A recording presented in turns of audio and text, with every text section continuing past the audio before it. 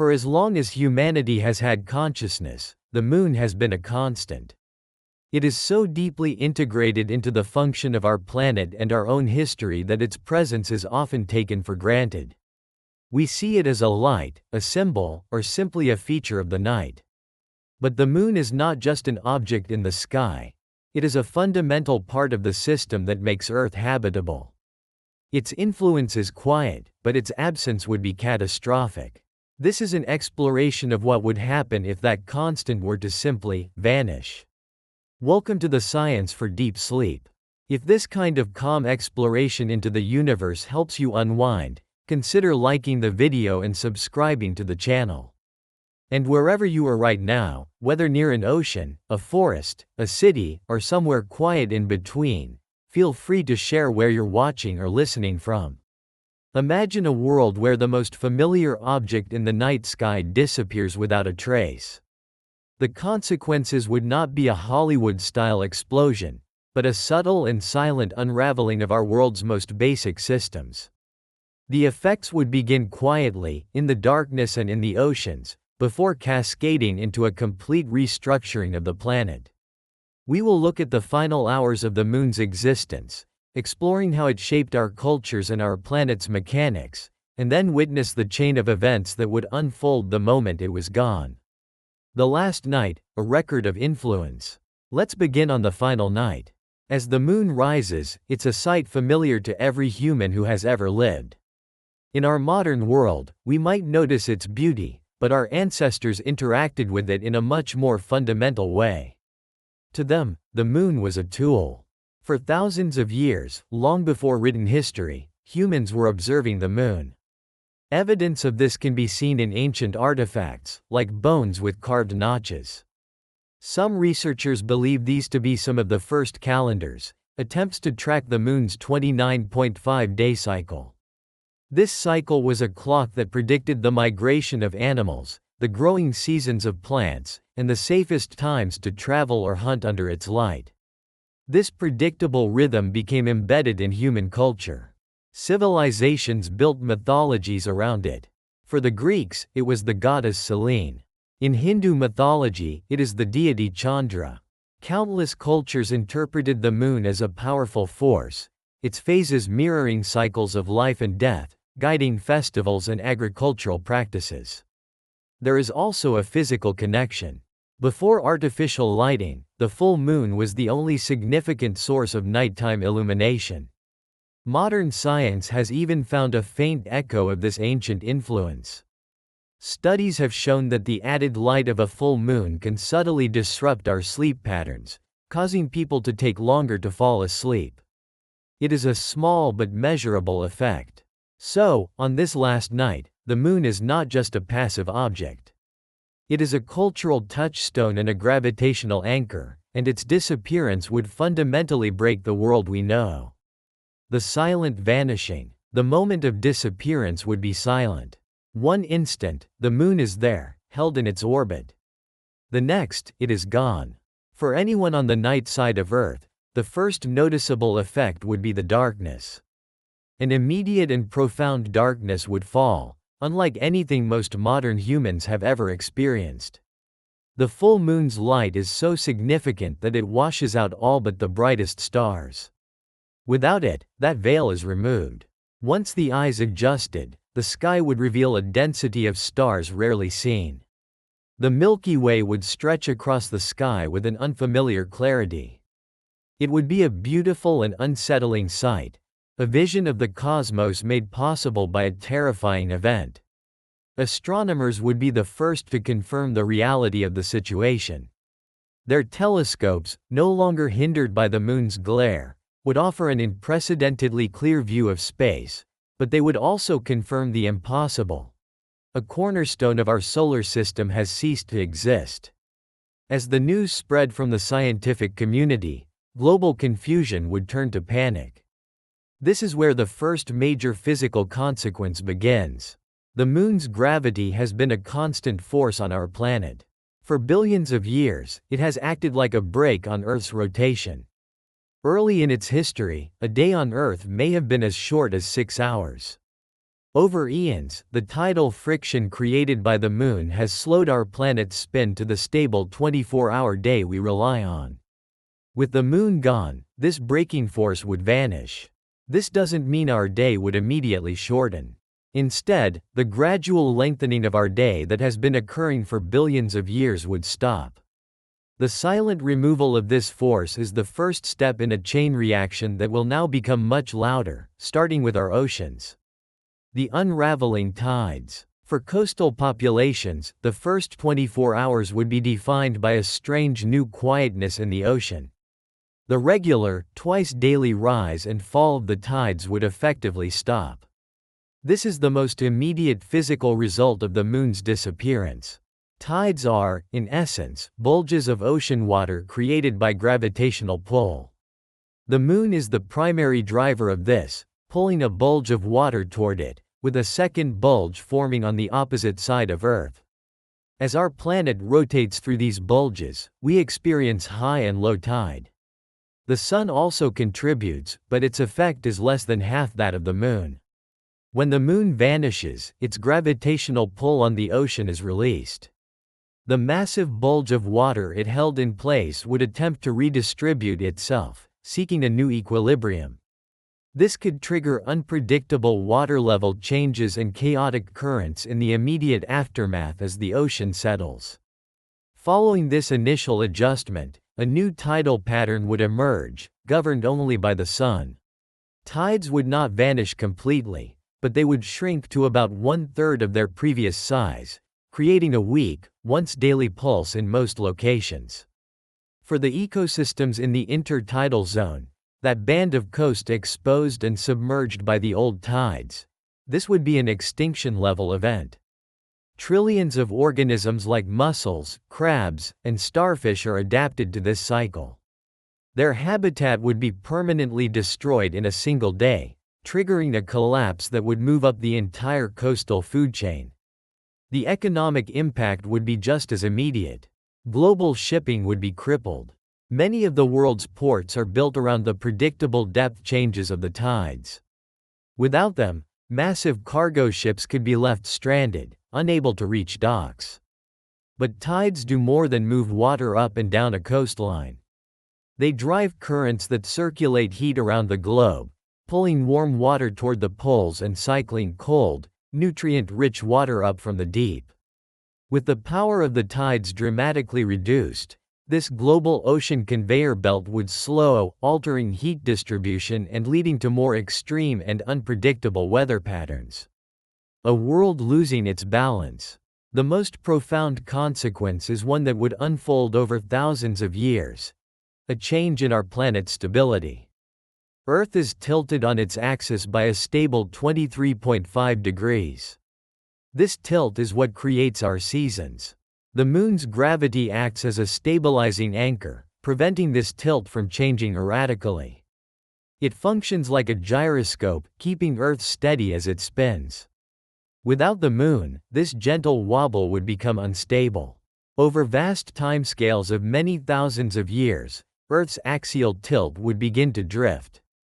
Some studies from the past have suggested that the tilt could, over millennia, swing to extremes, perhaps to nearly 0 degrees, which would eliminate seasons, or to as much as 85 degrees, where Earth would essentially be spinning on its side. The consequences of such a shift would be catastrophic for life. An extreme tilt would create brutal seasons. For part of the year, a pole would point directly at the Sun, leading to heat intense enough to boil water and melt the polar ice caps entirely. That same region would then be plunged into an incredibly deep winter. Predictable agriculture would become impossible. The stable, temperate zones that allowed civilization to flourish would be replaced by a planet of violent climatic swings. This instability, combined with a change in rotational dynamics, would also create more extreme weather. A planet's spin generates the Coriolis force, which influences the rotation of storms. Changes to the planet's rotation and a chaotic new climate system would likely produce winds and storms far more powerful than anything in recorded history. the stable climate of the last 10,000 years would be gone. This is the long-term result of the Moon's disappearance. A planet becoming actively hostile to the complex life it once supported. Humanity in the endless night. Humanity could likely survive the initial event, but we would be living in a new and more difficult world. The immediate ecological and economic collapse would trigger global famine and social upheaval. Millennia of cultural beliefs centered on the Moon would be shattered. In the short term, our technology would allow us to adapt. New calendars would be created.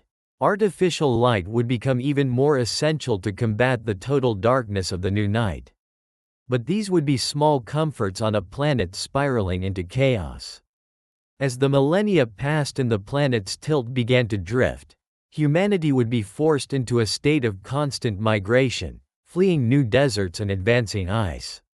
We would become planetary refugees. Perhaps the greatest loss would be less tangible. For all of our history, the Moon has been a shared point of reference, connecting us to natural cycles and the cosmos itself. Without it, the sky would be a constant reminder of our cosmic isolation. We would survive, but we would have lost the ancient rhythm that has shaped life on this planet for eons. Humanity would be a species living under a permanently changed sky, on a planet that no longer felt like the one we were born on. The first 10 minutes without the Moon. The instant the Moon disappears, the event is not marked by an explosion, but by a sudden, profound change in perception. For a few seconds, very little seems to happen. Then, the human eye begins to adjust to a sky few have ever seen, a sky filled with a density of stars, brilliant against a perfect and unfamiliar blackness. This is not a story of immediate catastrophe. It is an exploration of the first 10 minutes in a world that has lost its celestial partner. It is a minute-by-minute account of what would be seen and felt, as our senses confront a reality that has been fundamentally altered. The true drama of these initial moments happens not across the cosmos, but in the quiet processing of light, darkness, and a sudden, breathtaking expansion of the universe above. We will walk through this silent alteration, from the first second the lunar light vanishes to the moment the deep implications of its absence begin to dawn. What the sky gives us, in the moment it takes the Moon away, is a new perspective. One moment, the full moon is there, a solid, familiar presence. The next, it is not. There is no flicker, no fading. It is simply gone. In its place, a perfect, circular void. In that first second, the most immediate effect is the loss of light. The world plunges into a darkness so profound it feels absolute. To understand the scale of this, we have to understand the power of the full moon's light. In astronomical terms, the full moon shines with an apparent magnitude of around -12.7. The brightest star, Sirius, is a mere -1.4. Because the magnitude scale is logarithmic, this is not a small difference. The full moon is hundreds of thousands of times brighter than the brightest star we can see. It even dwarfs the planets. Venus, at its peak, is still thousands of times fainter than a full moon. What this means is that when the moon vanishes, the primary source of all nighttime light is extinguished. It is analogous to a stadium's main floodlights being cut, leaving only the distant exit signs. Then, there is the silence. The moon is 384,400 kilometers away, across the vacuum of space. Sound requires a medium to travel, and space has none. If the moon were to shatter, the spectacle would be silent. If it were spirited away, it would be just as quiet. The only sounds are the ones that were already there. The disconnect between the scale of the event and the sensory input is deeply strange. The eyes report that the universe has broken, but the ears insist that everything is normal. As the first full minute passes, the body begins to react. The pupils widen dramatically, in a process known as dark adaptation. It is the eye's attempt to pull in every available photon from the new, darker environment. But the change was instantaneous, leaving the visual system struggling to adjust. For a few moments, vision is reduced to featureless black. The landscape, once three-dimensional, becomes a flat silhouette. Artificial lights now dominate. The screen of a phone would feel intensely bright, disrupting the slow process of dark adaptation. For an observer in a city, the effect would be noticeable but muted by light pollution. But for someone in a remote area, the experience is transformative. This is a darkness that has a different quality, a return to a true night, almost entirely erased from the modern human experience. Even on a new moon night, there is ambient light from earthshine and airglow. But this is different. The sudden removal of the moon's overwhelming light, which scatters throughout the atmosphere, leaves behind a darkness that feels purer and more absolute. In this second minute, a sense of isolation begins to form. The world shrinks. The brain is trying to process an impossible event, but primal systems are sending a much simpler message. The light has gone out. Just as the disorientation reaches its peak, the sky begins to change. The eyes, now partially adapted, start to register the other lights. And what they find is remarkable. The sky begins to fill with stars. This is not the familiar smattering of points. This is an explosion of light. Without the moon acting as a giant, natural light polluter, the number of visible stars climbs from a few hundred into the thousands. The sky is no longer a flat ceiling, it has depth and texture. The first thing to become clear would likely be the Milky Way. On a typical moonless night, it is a faint, ethereal band. In this new world, it is a brilliant, structured river of light stretching from horizon to horizon. Its intricate dust lanes, dark clouds of interstellar gas, become visible. It is no longer a milky smear, it is a dense metropolis of stars. Next, the planets appear with unfamiliar clarity. Venus hangs like a brilliant diamond. Jupiter and Saturn stand out as sharp, unwavering points.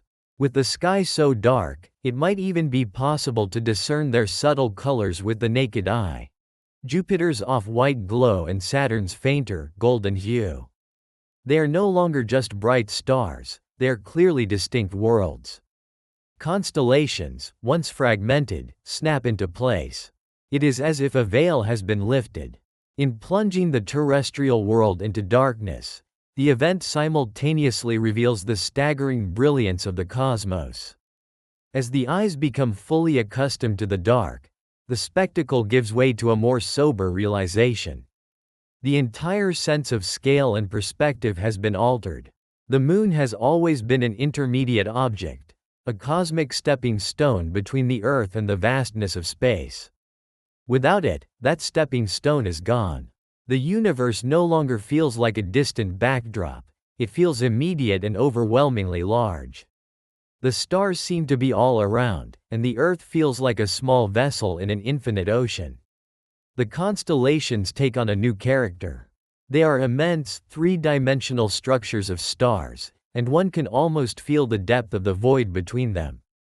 The atmosphere itself seems to become perfectly transparent. There is no longer a lunar halo. The stars are sharp, hard points of light. The darkness between them is an absolute black, a perfect void. This highlights the brilliance of galaxies and nebulae now faintly visible. In dark locations, one might begin to make out the faint patch of the Andromeda Galaxy or the shimmer of the Orion Nebula, objects usually reserved for telescopes. During these minutes, the initial awe gives way to an understanding that this view comes at a price. The silent presence that stabilized our world is gone. It is also important to remember what is not happening.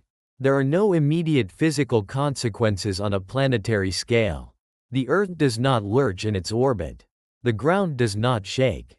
The reason for this calm lies in the nature of gravity and inertia. While gravitational changes propagate at the speed of light, their effects are not instantaneous. The moon's gravity creates tidal bulges in Earth's oceans. When the moon vanishes, the force maintaining these bulges is removed, and they begin to collapse. However, water has inertia. It moves slowly. The oceans will begin to slosh back toward equilibrium over hours, not minutes. The next high tide will simply fail to arrive. The same principle applies to the solid Earth, where the Moon creates a much smaller tidal bulge in the crust. Its collapse would be imperceptible. Perhaps the strangest part of this global non-event is that for half the planet, nothing has happened at all. On the daytime side, life continues as normal, unaware that the world's celestial architecture has been broken. The realization will only spread as night falls, hemisphere by hemisphere. As the 10-minute mark approaches, the initial shock has faded. The beauty of the star-filled sky has become a new, unsettling normal. The mind begins to move past the initial sensory input and grapple with the consequences. This deceptive calm feels less like peace and more like a held breath. Looking up at the sky in this initial window, one sees the river of the Milky Way, the brilliant points of the planets, the sheer number of stars. It is a sight of profound and terrible beauty. It is the last moment of pure observation before the consequences begin. What happens when the first high tide fails to arrive? What happens to nocturnal animals whose life cycles are dictated by the lunar rhythm? The stability of our world is a delicate balance. These first 10 minutes were a gift, a brief, silent window where the universe revealed its true face without demanding an immediate price. It was a purely visual and psychological event. But the laws of physics are relentless. The forces set in motion are slowly, inexorably, beginning to manifest. The tides are the first to go. They will not be the last. Next time you see the real moon, that familiar glow in our night sky, take a moment. It is more than a beautiful object. It is our anchor, our stabilizer. It is holding back that deeper dark, and it is keeping that overwhelming, beautiful blanket of stars waiting in the wings. It leads to a final question. Would the experience of seeing that perfect sky be worth knowing the instability it represented? We're interested to hear your thoughts in the comments. And if you enjoy exploring these cosmic possibilities, be sure to join our channel for more journeys into the unknown. Surviving Earth's first 24 hours with no moon. You are standing on a quiet shore at night. There is a familiar silver light on the water, a path that seems to stretch from you to the horizon. It is a sight that has been a quiet constant for all of human history, a silent companion in the deep darkness of space. And then, it is gone. The light vanishes. The rhythm of the waves feels different, unfamiliar. This isn't a story about what happens in millions of years. It is a quiet exploration of what happens in the first 24 hours, as the world's tides begin to settle, triggering a chain of events that slowly unravels the world we know. It asks a question. What does our world become without its oldest companion? If this kind of calm exploration into the forces that shape our world helps you unwind, consider subscribing to the channel. We look at the quiet events and deep connections that make our planet what it is. Now, the clock has started. The first hour, the quiet question. The moment the moon vanishes, the first thing you would notice is not a sound, but a profound and unfamiliar quality of darkness. The night sky is suddenly a void. A full moon is thousands of times brighter than Venus, the next brightest object. Without it, every night becomes a new moon night, an ink-black darkness that city lights cannot completely push back, and that leaves rural areas in a state of quiet stillness. Stargazing would be spectacular, but almost no one would be looking at the stars. Everyone would be looking for the moon. Panic does not begin with sirens. It begins with a single, silent question, shared across the globe. Where is it? Astronomers, both professional and amateur, are the first to confirm the impossible. It is not behind a cloud. It has not been eclipsed. It is simply gone. But the most immediate consequence is not the darkness. It is happening in the oceans. For billions of years, the moon's gravity has been in a quiet dance with the Earth, pulling the planet's water into two subtle bulges. One on the side of the Earth facing the moon, where the pull is strongest, and another on the opposite side. Our planet rotates under these bulges, and this gives us the familiar rhythm of 2 high tides and 2 low tides each day. When the moon disappears, that primary gravitational pull is removed. The change travels at the speed of light, so the effect would cease in about 1.28 seconds. But what follows is not a single, destructive wave. The reality is a more complex and drawn-out form of chaos. The 2 tidal bulges, which hold trillions of tons of water, are suddenly released. They do not collapse. Instead, they begin to readjust.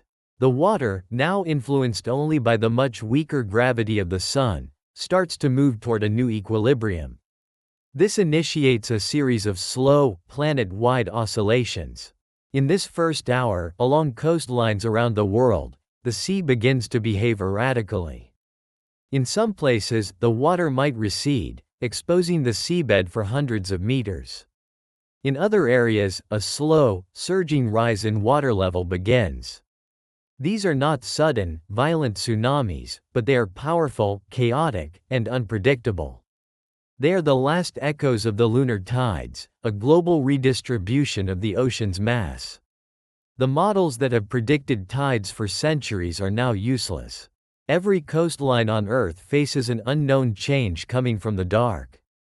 Hours 1 to 6, a new rhythm. As the first few hours pass, the initial shock gives way to a new reality. The world is now governed by a weaker tidal system, the solar tides. The sun has always exerted a pull on our oceans, but its effect is only about a third as strong as the moon's. This is because tidal force is not just about mass, it's about the difference in gravitational pull across the Earth. The moon, being so much closer, creates a much steeper gravitational gradient. With the moon gone, tides do not vanish. They are simply reduced to about 40% of their former size. This has immediate consequences for the countless organisms that have evolved over eons to live in intertidal zones. This area is one of the most productive ecosystems on the planet. For creatures like crabs, mussels, and starfish, the world they were built for has vanished. An area that was once submerged for hours, providing food and protection, is now permanently dry. An area that was once exposed is now permanently underwater. For the ecosystems built around the powerful flux of the tides, it is a quiet extinction event happening in real time. Billions of organisms, barnacles, anemones, and algae, find themselves in the wrong place with no chance to move. Exposed to the air, they begin to dry out. Submerged species are now crowded into a much smaller zone, leading to new competition for space. This isn't just a tragedy for the smallest inhabitants of the sea. The disruption moves up the food chain. Shorebirds that feed on exposed invertebrates find their feeding grounds gone. Larger animals that hunt in the nutrient-rich tidal zones are forced to go elsewhere. The foundations of these coastal food webs are removed within just a few hours. At the same time, a new pattern is emerging. The weaker solar tides mean the water level now peaks around noon and midnight, in sync with the sun's position, and is lowest at dawn and dusk. The familiar daily delay in the tidal cycle is gone. This new, rigid solar rhythm is weaker, and it is less effective at mixing the ocean. Tides are a primary engine for this mixing. They drive currents that pull cold, nutrient-rich water up from the deep. They also help distribute heat around the globe. Within 6 hours, this engine has been throttled. The mixing slows. In the shallows, the water begins to stagnate. Plankton and other microorganisms rely on tidal currents to circulate nutrients. As these currents weaken, vast zones starved of oxygen and nutrients will slowly begin to form.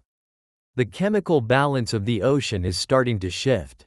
The world's weather has just lost one of its most important stabilizing forces. Hours 6 to 12, the unseen signal. As the planet passes the 6-hour mark, a strange quiet has fallen over many parts of the natural world. The chaos is no longer just in the oceans, it's a creeping disorientation affecting life on land and in the air. The complete darkness of a moonless night is having a profound impact on nocturnal animals. Many predators, like owls and lions, are adapted to hunt in low-light conditions, using the faint, scattered light of the moon and stars. Now, there is no moonlight. In a world without artificial light, the darkness is absolute. These predators are now relying almost entirely on sound and smell. The ancient dance between predator and prey has been altered, tipping the scales in a way that will lead to starvation for some and population booms for others, further destabilizing ecosystems. But the moon's influence goes far beyond simple light. For countless species, the lunar cycle is a biological clock. Perhaps the most famous example is the mass spawning of corals. Once a year, triggered by the light of a full moon, entire colonies release their eggs and sperm in a synchronized event. This timing is crucial for fertilization, overwhelming predators and creating new colonies. Without the moon, this ancient trigger is gone. The spawning event for the next cycle will not happen. It is a reproductive failure on a scale of millions of organisms, a quiet catastrophe that condemns vast stretches of the world's most vibrant ecosystems. The confusion extends to other species. Newly hatched sea turtles famously use the reflection of moonlight on the water to guide them from the beach to the ocean. On this new, moonless Earth, thousands of hatchlings emerge into complete darkness. Disoriented, they have no celestial cue to follow. They might crawl towards the distant lights of a town, or wander on the beach, becoming easy prey or succumbing to exhaustion. Migratory birds are also affected. Many species navigate using a combination of Earth's magnetic field, the sun, and the light of the moon and stars. With the moon gone, their internal compass is disrupted. The intricate, globe-spanning web of migration, a pattern honed over millions of years, begins to unravel. At the same time, a more subtle, planetary scale change begins. For billions of years, the gravitational pull of the moon has acted as a brake on Earth's rotation. The friction of tidal bulges dragging across the seafloor has gradually slowed our planet, lengthening our day from what might have been 6 to 10 hours in the distant past to the 24 hours we have today. With the moon gone, that braking force is released.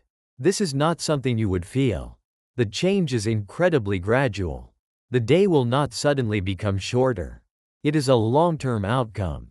The deceleration of about 1.7 milliseconds per century has simply stopped.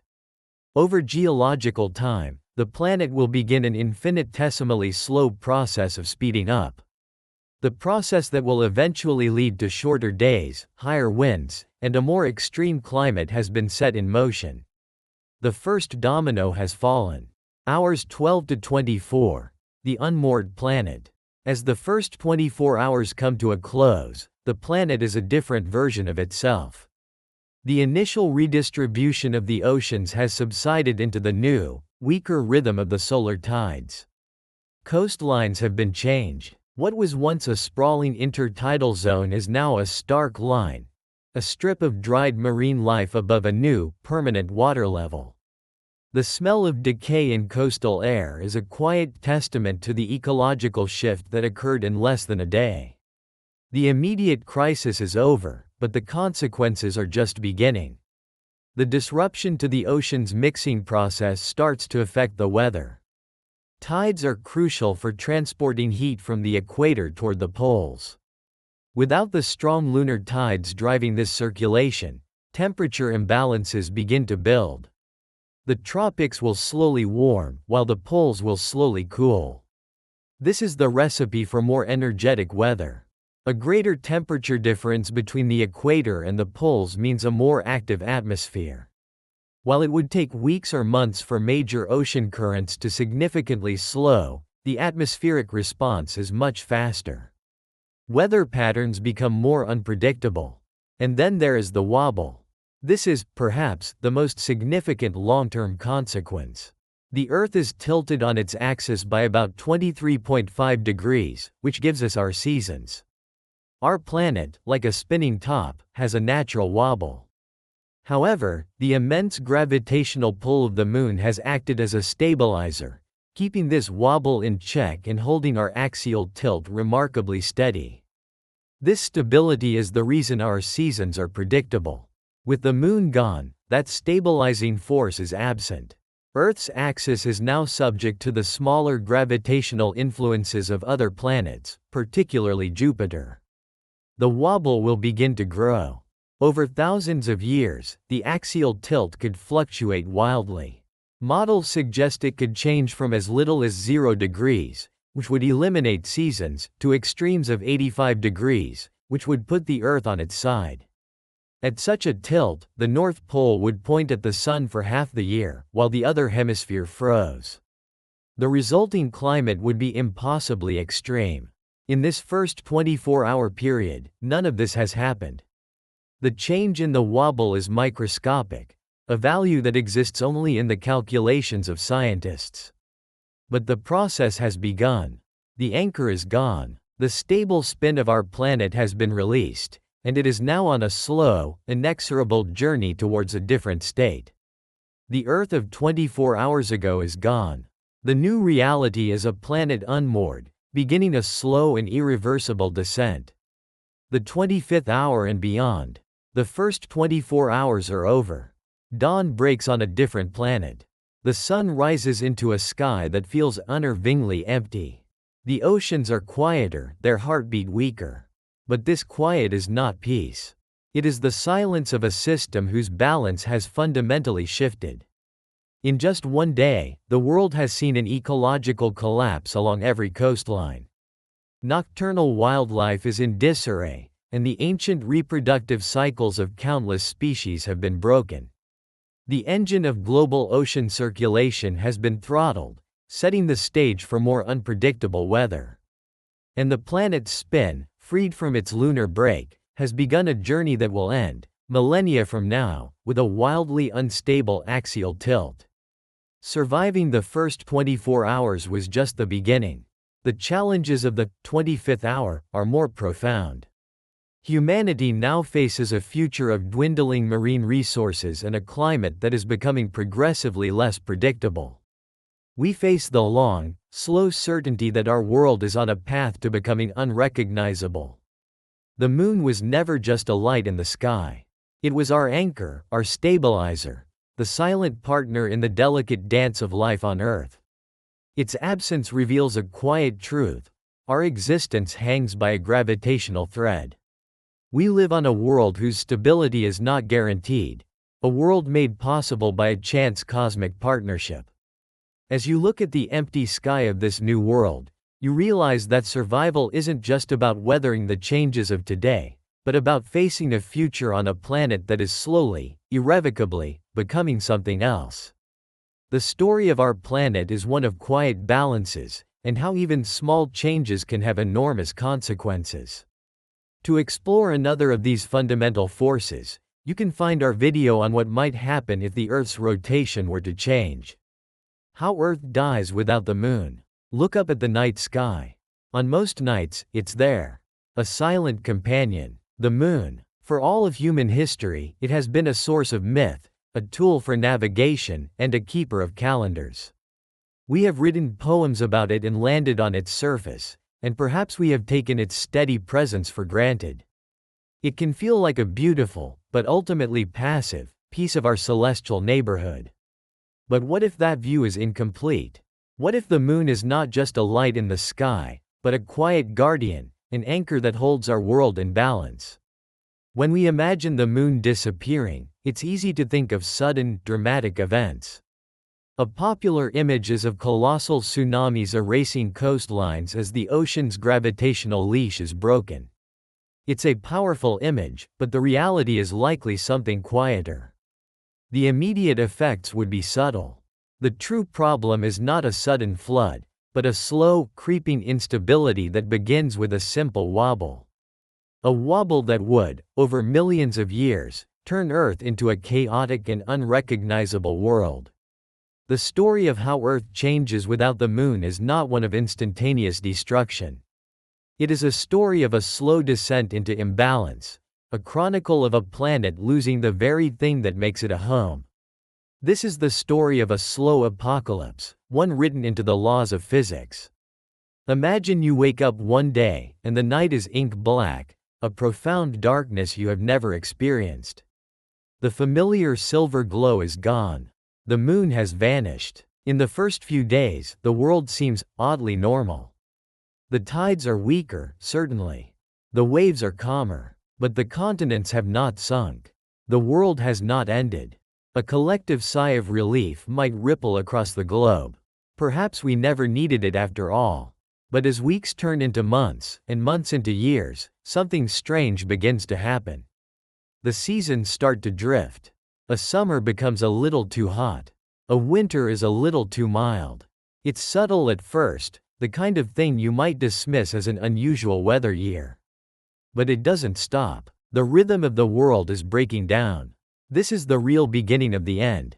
The initial quiet was misleading. The disappearance of the moon did not trigger a planetary disaster, it was the disaster. We just couldn't feel it yet. The true consequence is not a wave, but a wobble. And it has already sealed our planet's fate. The Great Dimming. In the immediate aftermath of the moon's vanishing, the first and most profound change is the descent into darkness.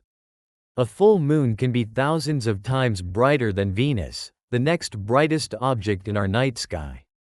Without it, every night becomes like a new moon night. Rural areas and open oceans, once bathed in a soft luminescence, are now swallowed by an oppressive blackness. The Milky Way would blaze across the sky with breathtaking clarity, but its cold, distant light offers little comfort.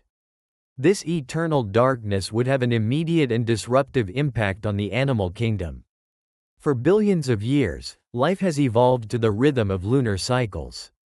Nocturnal predators, like owls and lions, often rely on the faint glimmer of moonlight to hunt effectively. Suddenly, their advantage is gone. In this new, profound darkness, they might struggle to find food. Conversely, some prey animals could find themselves cloaked in an unprecedented level of security, their populations surging as their hunters starve. This imbalance would ripple through ecosystems, causing a cascade of extinctions as food chains are broken. The ocean, too, would feel the loss. Countless marine species, from tiny zooplankton to sea turtles, use moonlight for navigation and reproduction. The Great Barrier Reef, for example, engages in mass synchronized spawning events, where entire colonies of coral release their eggs and sperm at the same time. This spectacle is timed to the cycles of the moon. Without that celestial cue, the reproductive cycle could collapse, posing a new and insurmountable threat to the survival of the reefs. And what of us? Humanity has a deep, primal connection to the moon. It is woven into our cultures, our religions, our languages. It was our first clock, our first calendar. The words month and moon share a common root for a reason. Its disappearance would leave a profound psychological void. The rhythm of life, the familiar ebb and flow marked by its phases, would be gone. We might feel unmoored, adrift in a cosmos that suddenly feels colder and more alien. The loss would not just be scientific, it would be a loss of something fundamental to the human experience. The quieting of the seas. While the world grapples with the darkness, another, more physical change is taking place. The oceans are growing quiet. The moon's gravitational pull is the primary engine of the tides. Without the moon, the tides would not vanish completely. The sun also exerts a gravitational pull, but because it is so much farther away, its effect is only about a third as strong as the moon's. The powerful rhythm of the tides would be replaced by a much gentler, weaker pulse. This might sound trivial, but the consequences would be severe for coastal ecosystems. Intertidal zones, the vibrant areas between high and low tide marks, would virtually disappear. The countless organisms adapted to this unique environment, like crabs, mussels, and starfish, would be wiped out. These zones are critical nurseries and feeding grounds for many fish and bird species. Their collapse would trigger a domino effect, leading to mass extinctions. Billions of people who rely on these coastal zones for food and their livelihood would face a crisis. But the impact goes deeper. Tides are a critical part of Earth's climate regulation system. Tidal movements act like a giant planetary mixer, churning the oceans and helping to drive the great ocean currents that transport heat around the globe. The Gulf Stream, which brings warm water from the tropics to northern Europe, would be significantly altered. Without this constant mixing, the oceans would begin to stratify, with warm surface water getting warmer and cold deep water getting colder. This disruption of heat distribution would lead to more extreme and unpredictable weather patterns all over the planet. The quieting of the seas would be a sign that Earth's entire climate system, the engine that makes our planet habitable, is beginning to change. The science of stability, the spinning top. For the first few years, perhaps even a few decades, the changes would seem manageable. A darker world, weaker tides, and struggling ecosystems. But beneath the surface, a far greater problem would be unfolding. The real issue begins with the concept of axial tilt. Picture the Earth as a giant spinning top. It isn't spinning perfectly upright. Its axis of rotation is tilted at about 23.4 degrees relative to its orbital plane. This tilt is the reason we have seasons. When your hemisphere is tilted towards the sun, you experience summer. When it's tilted away, you experience winter. A stable tilt gives us a predictable cycle of seasons, a rhythm that has allowed agriculture and civilization to flourish. But this stability is not a given. Earth is in a constant gravitational tug-of-war with the Sun and other planets, especially the gas giant Jupiter. These pulls are constantly trying to nudge our spinning top off balance. This is where the Moon enters the story as our planet's stabilizer. Our Moon is unusually large, with about 1/81st of a stone the mass of Earth. This gives it significant gravitational influence. The Moon's gravity pulls on Earth's equatorial bulge, creating a torque. This steady pull disciplines the chaotic tugs from distant planets, forcing them into a fast, regular cycle known as precession. This is the slow, 26,000-year wobble of Earth's axis, like the lazy circle traced by a steady spinning top. The Moon locks our tilt into a very narrow, stable range, varying only by a couple of degrees over tens of thousands of years. Without the Moon, that steadying hand vanishes. The stabilizing torque is gone. Earth's axis is now exposed to the unfiltered chaotic pulls of the outer solar system. The gentle 26,000-year precession breaks down. The spinning top begins to falter. The wobble begins. A chaotically tilting world. In a moon-less world, Earth's axis is now adrift in a gravitational storm. The once stable 23.4-degree tilt is a thing of the past. Over hundreds of thousands to millions of years, the planet begins to tumble. Computer simulations of a moon-less Earth suggest that the axial tilt could swing wildly, from almost 0 degrees all the way to 85 degrees. Imagine a world with a tilt of nearly 0. The planet would be spinning almost perfectly upright. There would be no seasons. The equator would be trapped in a state of perpetual, scorching summer, while the poles would be locked in an eternal deep freeze. The extreme temperature difference would drive winds of unimaginable ferocity. Now, imagine the opposite, an Earth tilted by 85 degrees. The planet is essentially lying on its side, much like Uranus with its 98-degree tilt. For half of the year, one pole would point directly at the Sun, experiencing 24-hour daylight and hellish temperatures. The ice caps would melt and vaporize, releasing immense quantities of water vapor and causing sea levels to surge. Meanwhile, the other hemisphere would be plunged into a continuous, 6-month-long winter of profound cold. Then, as the planet continues its orbit, the situation would reverse. This is not a one-time change. The tilt would swing back and forth between these extremes unpredictably over millions of years. For a preview of this fate, we can look to our neighbor, Mars. The red planet lacks a large, stabilizing moon. As a result, its axial tilt has varied chaotically, swinging from 0 to 60 degrees over millions of years. These dramatic shifts are believed to be a primary reason why Mars devolved into the frozen desert it is today. Without our moon, Earth is destined to follow the same path. Humanity's last stand. How would humanity fare in such a world? For the first few thousand years, the changes would be slow enough to track. Scientists would issue warnings as the seasons become more extreme and the tilt shifts. Initially, we would try to adapt. We are an ingenious species. We might build new infrastructure for a world with shifting growing seasons, or even construct vast indoor cities to escape the hostile surface. But this would be a losing battle.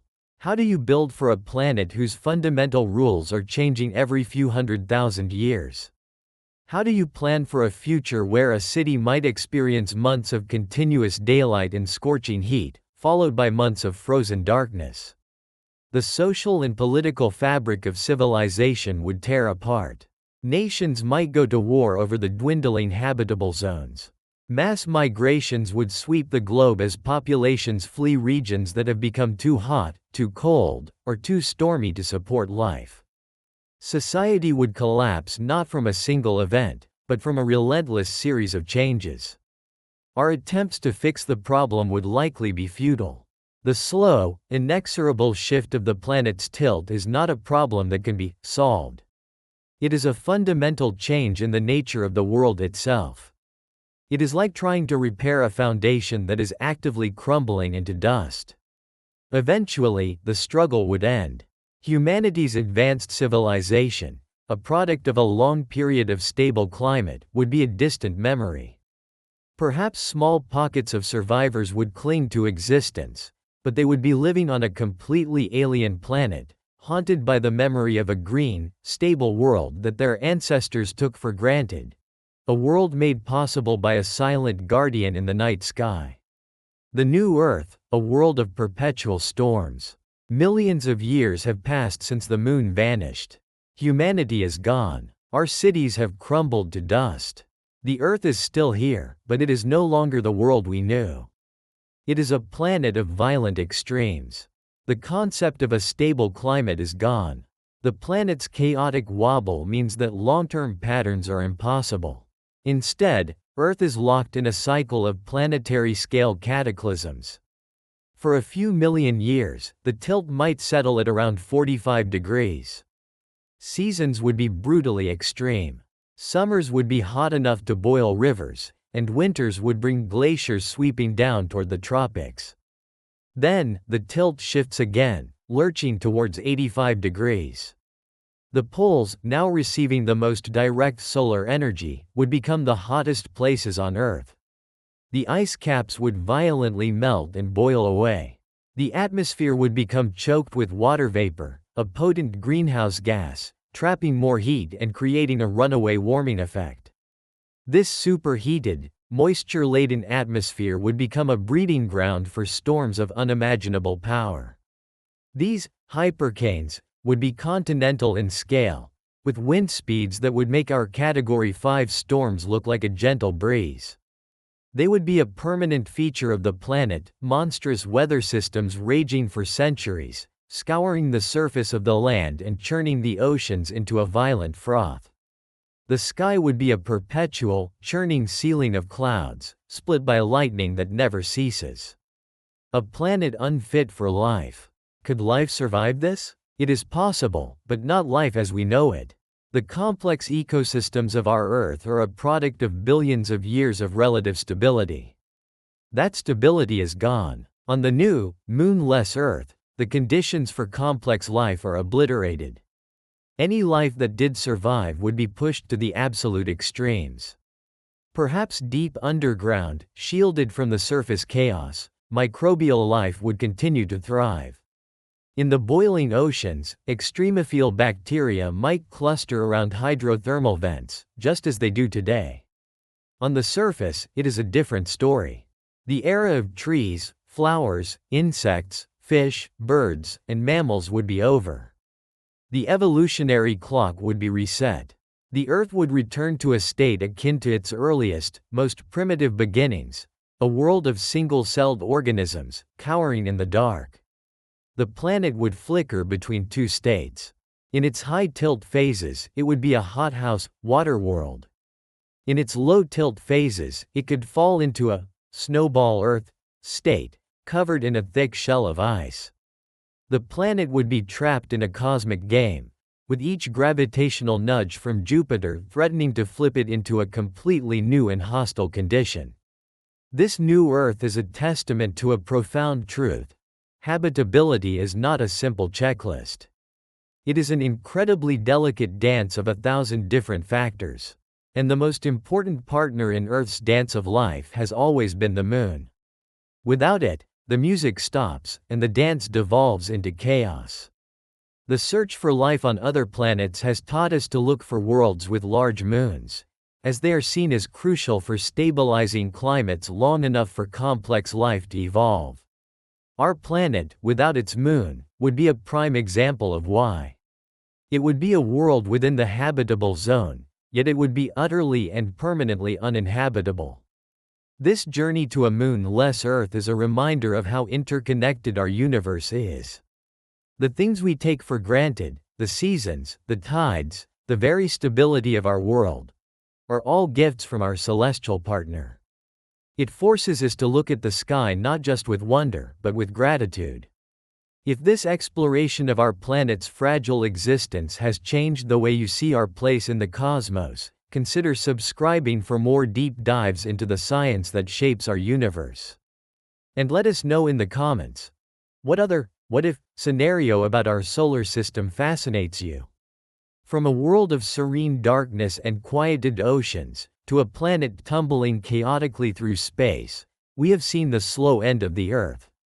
The end did not come with a bang, but with a wobble, a slow, inexorable descent into a climatic chaos from which there is no return.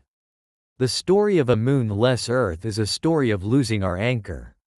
It shows us that our planet is not a fortress, but a fragile machine, kept in balance by forces we can barely comprehend. The formation of our moon, likely from a colossal impact billions of years ago, was a violent and random event. But from that cosmic catastrophe, a delicate stability was born. That stability has been the bedrock upon which all of life has been built. It has given our planet a predictable rhythm, a steady heartbeat that has allowed evolution to perform its slow work. So the next time you look up and see the moon, take a moment to appreciate its true significance. You are not just looking at a rock orbiting our planet. You are looking at the guardian that keeps the storms at bay. You are looking at the architect of our seasons, the conductor of our tides, and the silent protector that made our very existence possible. The greatest gift the moon has ever given us is not its light, but its balance. It is the invisible, gravitational handshake that holds our world steady, and in doing so, allows it to be a home. Our first 24 hours without the moon. What if you were to wake up to a world that felt subtly, yet fundamentally, altered? There was no sound, no great disturbance. But looking up, you would notice a quiet and profound absence. The moon, a constant in the sky and in the human psyche for our entire history, has not been shattered or hidden. It has simply vanished. In that first moment of its absence, 1.28 seconds before our eyes could register the change, the gravitational ties that have bound our world for 4.5 billion years would be severed. The oceans, whose rhythm has been guided for eons, would begin to lose their cadence. Our days, the reliable clockwork of our lives, would be unmoored from their ancient break. This is not simply the story of a darker sky. It is a quiet chronicle of the moment everything we have known began to unravel. The moment of its disappearance is silent. For half the world, basking in daylight, nothing seems amiss. But on the night side of the planet, a profound darkness descends.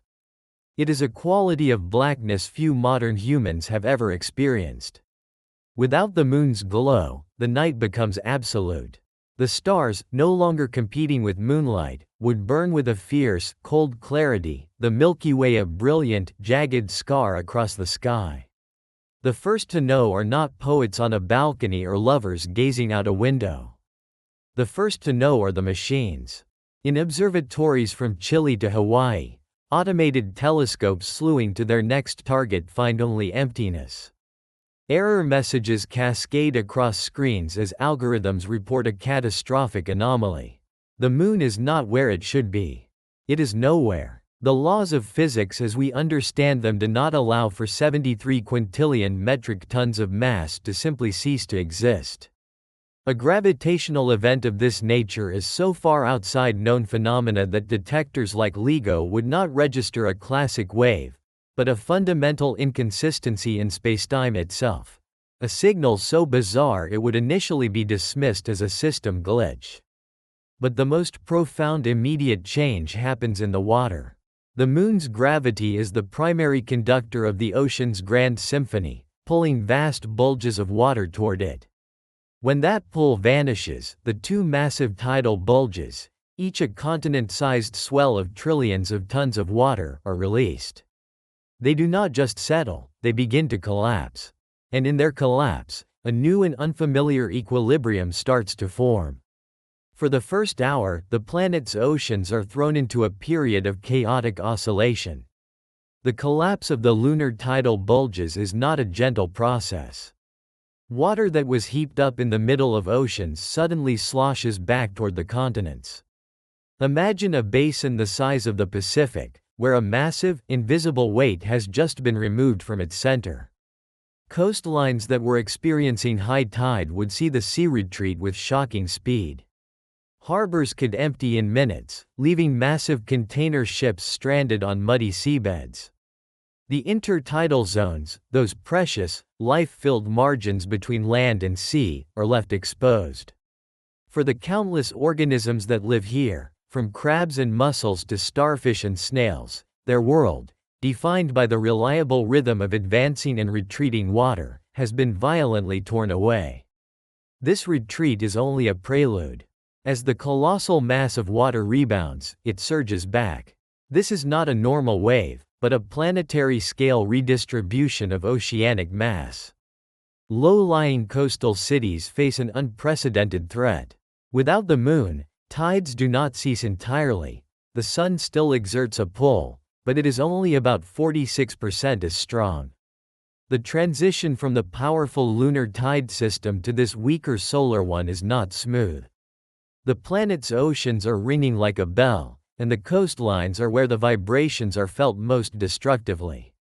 Maritime shipping, the circulatory system of modern trade, grinds to a halt as the intricate dance of global logistics, timed to tidal charts, is broken. By the third hour, the news has spread, and a quiet, global anxiety takes hold. The headline is on every news channel: the moon is gone. At first, it is treated as a hoax. But then, observatories release official statements.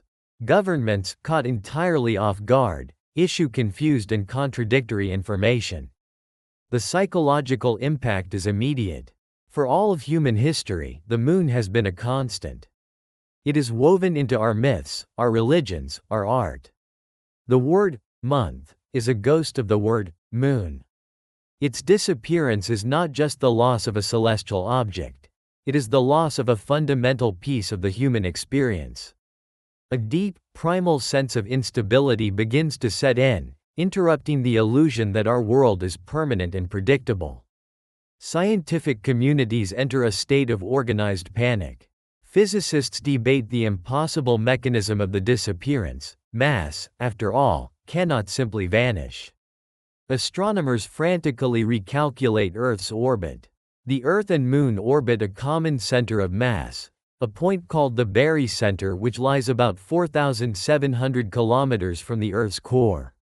With the Moon gone, Earth no longer performs this monthly wobble and settles into a smoother path around the Sun. The change is small, but it is another broken rhythm. The most urgent conversations, however, are about the long term. They are about tides, but also about the Earth's rotation and its tilt. A process has begun, and the world is only just beginning to understand the stakes. As the sixth hour passes, a new and deeply unnerving concept enters the public consciousness. Our day is no longer 24 hours long. Or rather, the force that has been painstakingly stretching it toward 24 hours is gone. The moon's gravity creates tidal bulges on Earth, and because our planet spins faster than the moon orbits, these bulges are dragged slightly ahead of the moon. The moon's gravity then pulls back on these bulges, creating a subtle friction. Think of it as a giant, gentle brake, constantly applied to our spinning planet. This action has been slowing Earth's rotation for eons, lengthening our day by a tiny but measurable amount. A little over 2 milliseconds each century. Now, that brake has been released. Instantly, the slowing stops. In fact, without the moon's drag, the Earth is now free to spin faster. The effect is not immediately noticeable on our clocks. The change happens on a geological timescale, but the process of change begins now. Early in its history, a day on Earth may have been only 6 to 10 hours long. The moon has been our patient partner, slowing us down, shaping the very rhythm of life. Without it, our planet begins a slow, inexorable acceleration. Scientists on the news use the analogy of a spinning ice skater pulling in their arms. The conservation of angular momentum, once a concept for physics classrooms, is now a topic of global discussion. The implications are staggering. A shorter day would upend the circadian rhythms that govern nearly every living thing. It would mean stronger winds and more chaotic weather, as a faster spin creates a more powerful Coriolis effect. We would not feel this change by hour 6, or even by the end of the day. But the trajectory is now set. We are living on a planet whose fundamental clock is broken. By the halfway point of this first moonless day, the consequences for the natural world become clear, especially for the creatures of the night. An entire hemisphere is experiencing a night of profound, alien darkness. For countless species, this is a catastrophe. Life on Earth has evolved over hundreds of millions of years with a moon. Its cycles are woven into the very fabric of animal behavior. Take sea turtles. For millions of years, hatchlings have emerged from their nests and used the shimmering light of the moon reflected on the water to guide them to the ocean. Tonight, a generation of hatchlings emerges into pure blackness. Disoriented, many crawl in the wrong direction, inland, toward a fate of exhaustion and predation. In the oceans, one of nature's great spectacles is disrupted. On the Great Barrier Reef, many corals are synchronized to spawn en masse, a reproductive strategy timed to the cycles of the full moon. While the event is also tied to water temperature, the moon is the final cue for the release. Tonight, that cue is missing. The great spawning, a cornerstone of the reef's life cycle, becomes scattered and far less effective. The same is true for countless other organisms, from the palala worm, whose reproductive cycle is precisely tied to the lunar month, to the smallest plankton, which adjust their vertical migration in the water column based on moonlight. The predator-prey dynamic is thrown into turmoil. Many predators adapted to hunt in low light now struggle, while their prey may roam with a false sense of security. An ancient metronome has stopped, and the dance of life is stumbling into chaos. As the 18th hour passes, scientists turn their attention to a threat that is far more existential. The Earth's axial tilt, the very reason for our seasons, is no longer stable. Our planet doesn't spin perfectly upright. It is tilted by about 23.4 degrees. This tilt is what gives us our seasons. What keeps this tilt from becoming wild and chaotic is the moon. The gravitational pull of our large, nearby partner acts like a stabilizing hand on a spinning top, keeping our axial tilt confined to a very narrow, predictable range. This stability has been a critical ingredient for life. Now, the stabilizing hand is gone. In the first 18 hours, the change is imperceptible. But the anchor is gone. Over the coming millennia, our planet's axial tilt will begin to drift. The gravitational nudges from giant planets like Jupiter and Saturn, once counteracted by the Moon, will now have a much greater effect. Models of moonless planets show a terrifying future. Mars, with only 2 tiny moons, is believed to have swung chaotically between 15 and 35 degrees, leading to dramatic climate shifts. For Earth, the drift could eventually be far more extreme, from 0 degrees, resulting in no seasons at all, to as much as 85 degrees, which would put the planet on its side. Imagine a world where the North Pole points at the Sun for months, baking under 24-hour daylight while the southern hemisphere freezes. The mechanism for planetary stability has been removed, and Earth is now on a long, slow journey toward climatic catastrophe. The first 24 hours without the Moon come to a close. The Sun rises on a world irrevocably changed.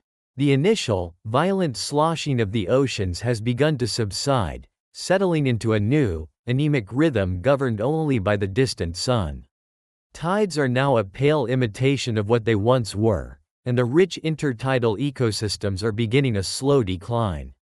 The night is now permanently and profoundly dark, a source of deep psychological distress for humanity and a new, dangerous reality for nocturnal animals. The stars burn with an unfamiliar intensity, a beautiful but chilling reminder of the void that has opened in our sky. But the true legacy of this first day is the dawning realization of the deeper timelines now in motion. We are on a planet that will now spin progressively faster. We are on a planet that will wobble on its axis. The Moon was more than a light in the sky. It was our anchor, the metronome for our tides, the brake for our rotation, and the gyroscope for our climate. As the Sun climbs higher on this first full day of a new era, we know the silent forces that governed our world are broken. Life on Earth will go on, but it must now adapt to a new and far more unfamiliar reality. The first 24 hours are over, but the quiet unraveling has only just begun. The disappearance of the Moon reveals a humbling truth. Our world is balanced on a knife's edge, dependent on a cosmic partnership we often take for granted. It's a reminder of how intricately our planet is woven together, from the pull on our oceans to the tilt of our axis.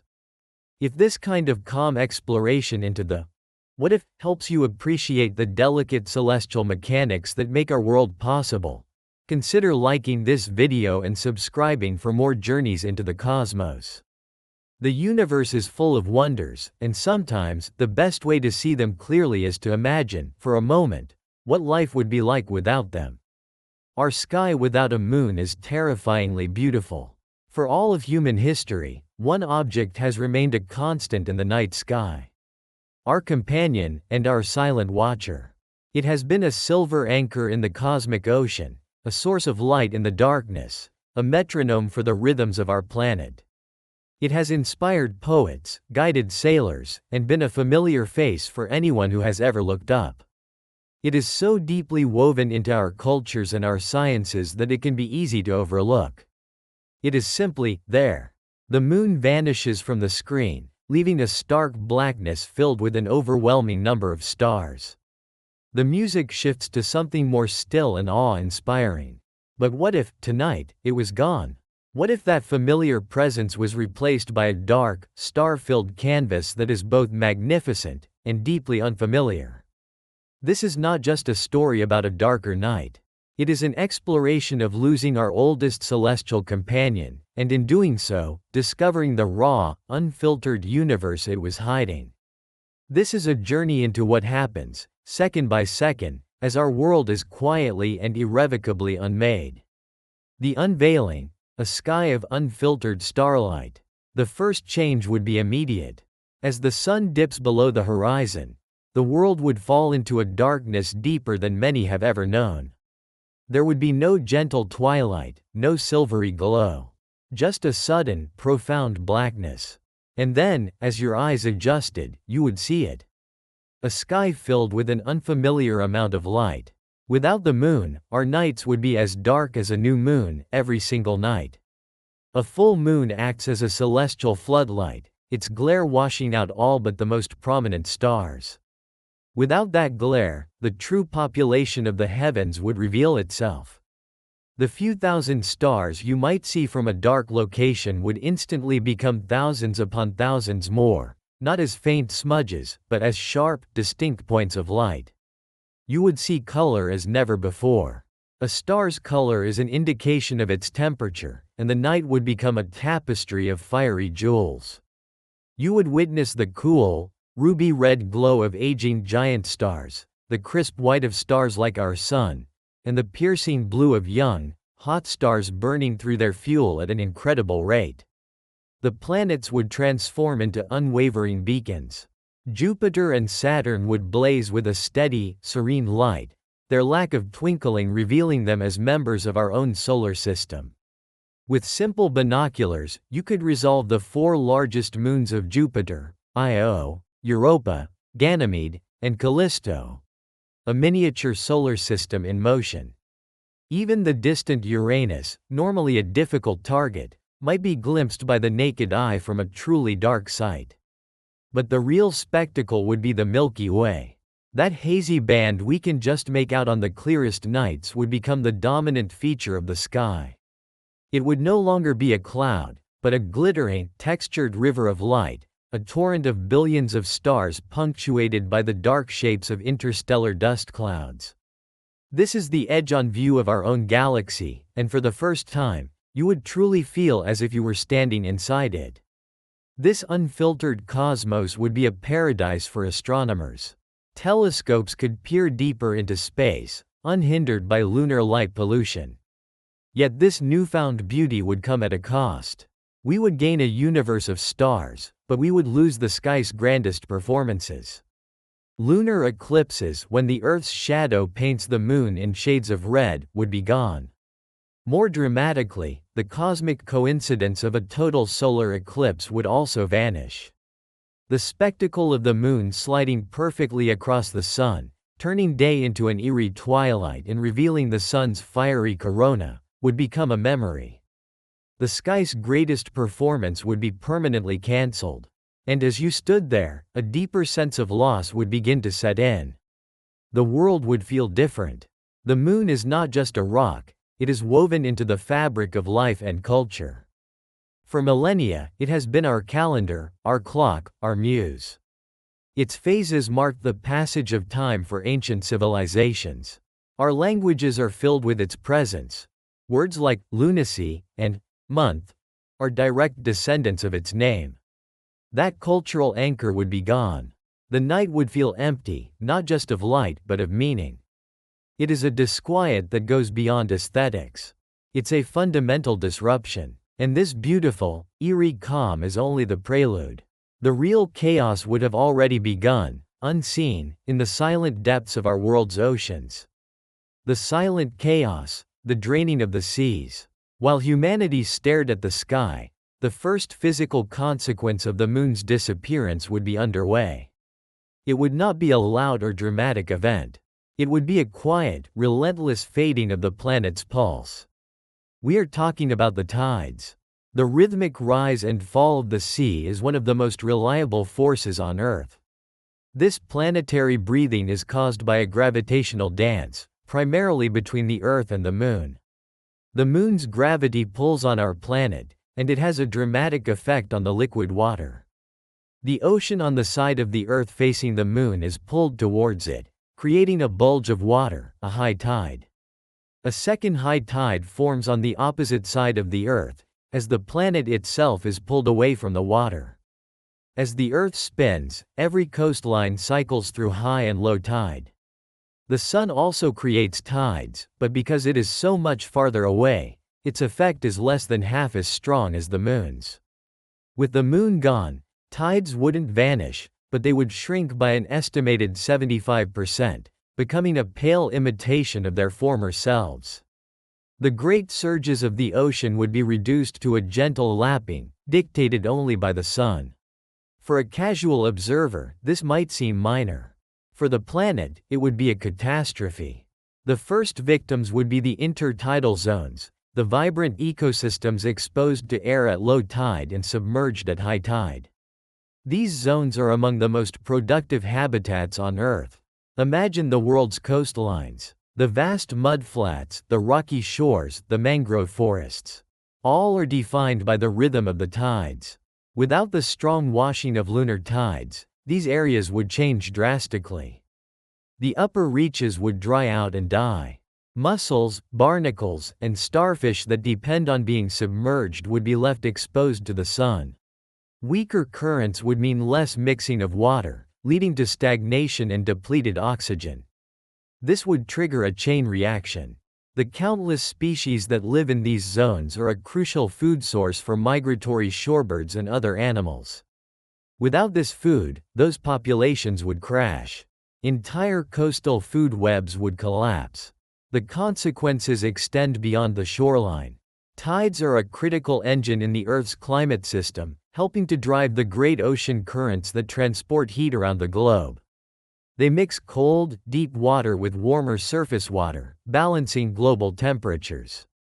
Without the powerful churning of lunar tides, this circulation would weaken. The transfer of heat would become less efficient. The tropics could become hotter, while higher latitudes could grow colder. Weather would become more extreme and far less predictable. The disappearance of the moon would not just alter the seas, it would begin to fracture the climate system that makes our planet habitable. The beautiful, strange sky would now be a backdrop to a real and immediate ecological disaster. And yet, this is still only the beginning. The wobbling world, the end of seasons as we know them. For the first few years, life away from the coasts might feel deceptively normal. The ecological collapse would be concentrated at the shorelines, and the weather changes would be gradual. But a far more fundamental change would have begun. The Earth itself would be losing its balance. Our planet spins on an axis tilted at a stable angle of about 23.5 degrees. This axial tilt is the reason we have seasons. When a hemisphere is tilted towards the sun, it experiences summer. When it is tilted away, it experiences winter. This tilt has remained remarkably stable for a very long time, and the reason for that stability is the moon. Its gravitational pull acts as an anchor, a steadying hand that prevents our planet's tilt from wandering. The moon's gravity grabs onto Earth's equatorial bulge and keeps our axial tilt firmly in check. Without the moon, that stabilizing anchor is gone. Earth is now susceptible to the faint, but persistent, gravitational nudges from the Sun and other planets, especially Jupiter. Over long periods, tens of thousands to millions of years, these small nudges would accumulate. Earth's axial tilt would begin to drift, wildly and chaotically. Scientists who have modeled this scenario have come to a startling conclusion. Without the moon, Earth's axial tilt could vary erratically, swinging from almost 0 degrees all the way to an extreme 85 degrees. Our planetary neighbor, Mars, provides a real-world example. It has no large moon to stabilize it, and its axial tilt is believed to have swung by dozens of degrees over its history, contributing to its transformation into the frozen desert it is today. Let us try to imagine what these extremes would mean for Earth. First, an axial tilt near zero. This would mean no seasons. The poles would be locked in a perpetual, freezing twilight, while the equator would be trapped in an endless, scorching summer. The temperate zones, where most of humanity lives, would cease to exist. Now, imagine the other extreme, a tilt of 85 degrees. Here, the Earth is effectively spinning on its side. For part of the year, the North Pole would be pointed almost directly at the sun. The Arctic would experience a season of continuous daylight, with temperatures soaring to unsurvivable levels. Meanwhile, the southern hemisphere would be plunged into a winter of perpetual darkness and unimaginable cold. 6 months later, the roles would reverse. These would not be seasons, they would be planetary-scale extinction events, a cycle of fire and ice that would sterilize the surface of the planet twice a year. Predictable climates would be a thing of the past. One millennium, London might be a tropical jungle. The next, it could be buried under a mile-thick ice sheet. Life, at least complex life, would have little chance to adapt.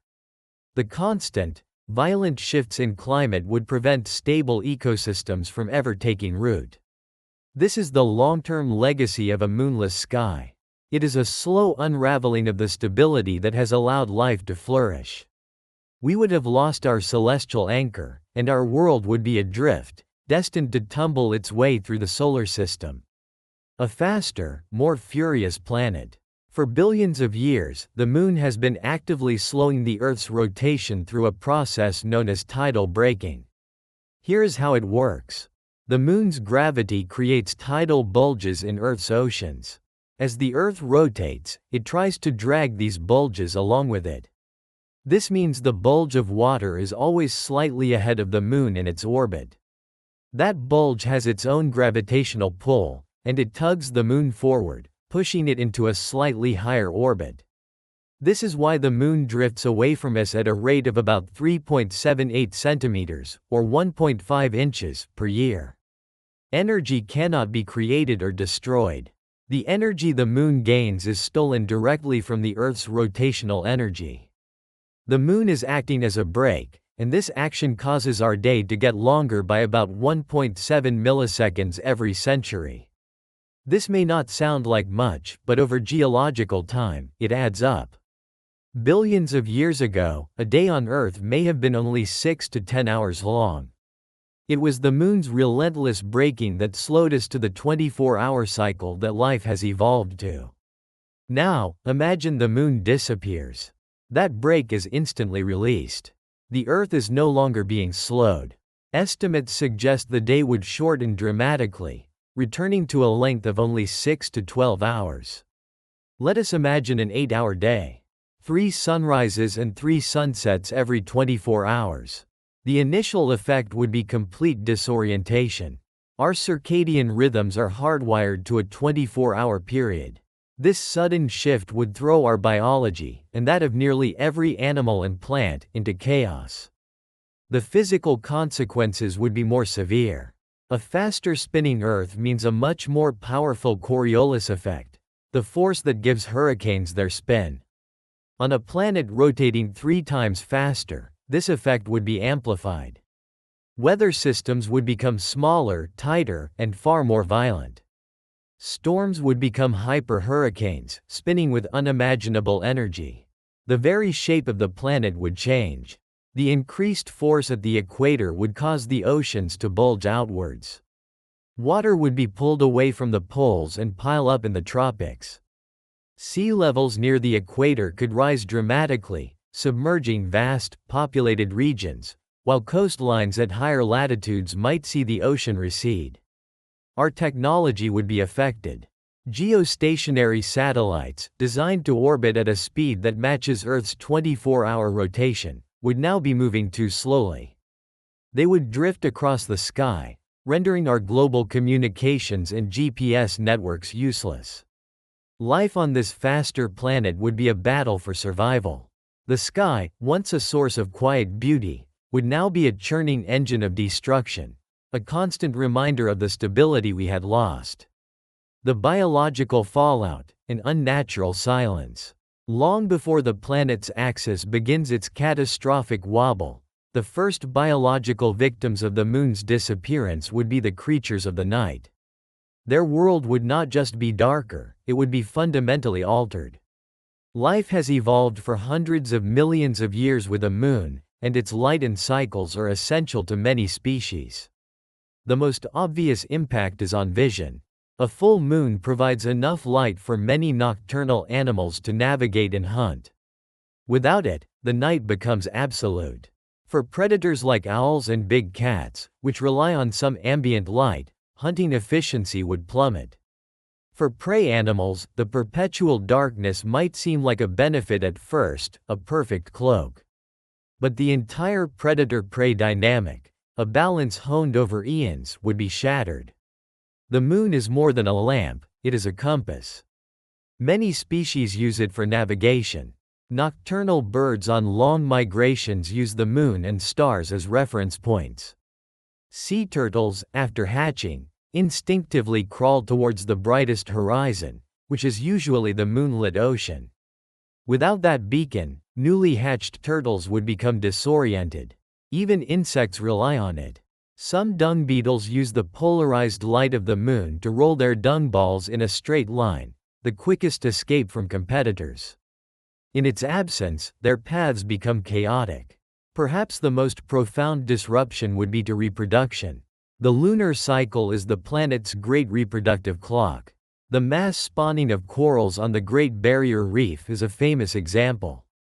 Once a year, triggered by the light of the days following a full moon, hundreds of coral species release their eggs and sperm simultaneously.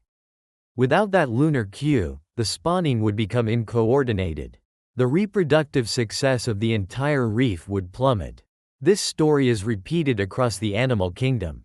The palalo worm in the South Pacific spawns on the 7th night after the October to November full moon, an event so precise that local people build calendars around it. Millions of red crabs on Christmas Island migrate to the sea to release their eggs, an event timed with the last quarter of the moon. From the largest reefs to the smallest worms, the moon is the conductor of life's orchestra. Without it, the symphony falls into missed cues and broken rhythms. The world would grow quieter. This is the biological fallout. Not a loud event, but a gradual, unnatural silence as species after species fails to navigate, fails to hunt, and fails to reproduce. It is an extinction driven by the loss of a cosmic metronome. It is a cascade of changes. A world of altered beauty, dying oceans, a wobbling axis, extreme winds, and a silent, broken biosphere. All from losing an object we see so often we barely register its presence. It reveals a quiet truth. Our planet is a delicate, complex machine, and the moon is a critical component. This journey is a way to understand the connections that make our world possible. If this kind of calm exploration helps you unwind, consider liking the video and subscribing to the channel. We explore these questions not to inspire fear, but to foster a deeper sense of wonder for the delicate balance that allows us to exist. And the moon's final role in our story is perhaps its most important. It may not have just made life stable, it may have been part of its creation. The existential conclusion, the ghost of our Creator. As we trace the cascading changes back to their source, we arrive at a final realization. The moon is not just our companion or our anchor. In a very real sense, the moon is connected to our origin. Its story and our story began together, in a moment of cosmic violence. The leading theory for the moon's formation is the giant impact hypothesis. About 4.5 billion years ago, when the Earth was a newly forming protoplanet, scientists believe it shared its orbit with another Mars-sized body, named Theia. Their paths eventually crossed in a cataclysmic collision. The impact was so immense it vaporized much of Theia and a significant portion of the young Earth's mantle, throwing a colossal ring of molten rock and debris into orbit. Over time, this ring coalesced to form the moon. The evidence for this is in the moon itself. The lunar rocks brought back by the Apollo astronauts show a chemical composition similar to Earth's mantle, yet they are depleted of elements you would expect to be lost in such a high-energy event. The moon is not a captured stranger. It is made from the same material as Earth's own mantle. Its creation may have set the stage for life. Some scientific thought suggests the early, massive tides created by a moon that was once much closer to Earth were key to abiogenesis, the origin of life from non-living matter. Imagine a primordial Earth, with a moon hanging huge in the sky, creating tidal waves miles high. These tides would have washed over the continents, mixing minerals and organic molecules, then receding, leaving behind vast, sun-baked tidal pools. These pools could have become rich, concentrated chemical laboratories. The constant cycle of wetting and drying could have driven the reactions needed to form the first self-replicating molecules. Without the moon and its enormous early tides creating these primordial mixing bowls, the spark of life may have never ignited. So, when we look up at the moon, We are looking at the ghost of the cataclysm that shaped our world. We are looking at the anchor that gives us our stable seasons. We are looking at the engine that drives the pulse of our oceans. And we may be looking at the catalyst that sparked our own existence. To lose the moon, then, is more than an astronomical event. It is the slow death of our oceans, the chaotic unraveling of our climate, and the violent acceleration of our planet. It is the silencing of the natural world. And ultimately, it is the erasure of a part of our own origin story. It reminds us that our existence is a delicate dance that has been unfolding for billions of years, all under the silent, watchful gaze of our constant, celestial companion. Perhaps the most beautifully strange thing about our sky is that the moon is still in it. What aspect of a moonless Earth do you find the most unsettling, or the most beautiful? Feel free to share your thoughts in the comments below. For more calm explorations into the cosmic questions that shape our universe, consider liking this video and subscribing to the channel. The night the animal kingdom went insane. For 4.5 billion years, life on Earth has danced to the rhythm of a silent partner. A celestial conductor, hanging in the void, pulling oceans, guiding travelers, and setting the tempo for the great drama of the night.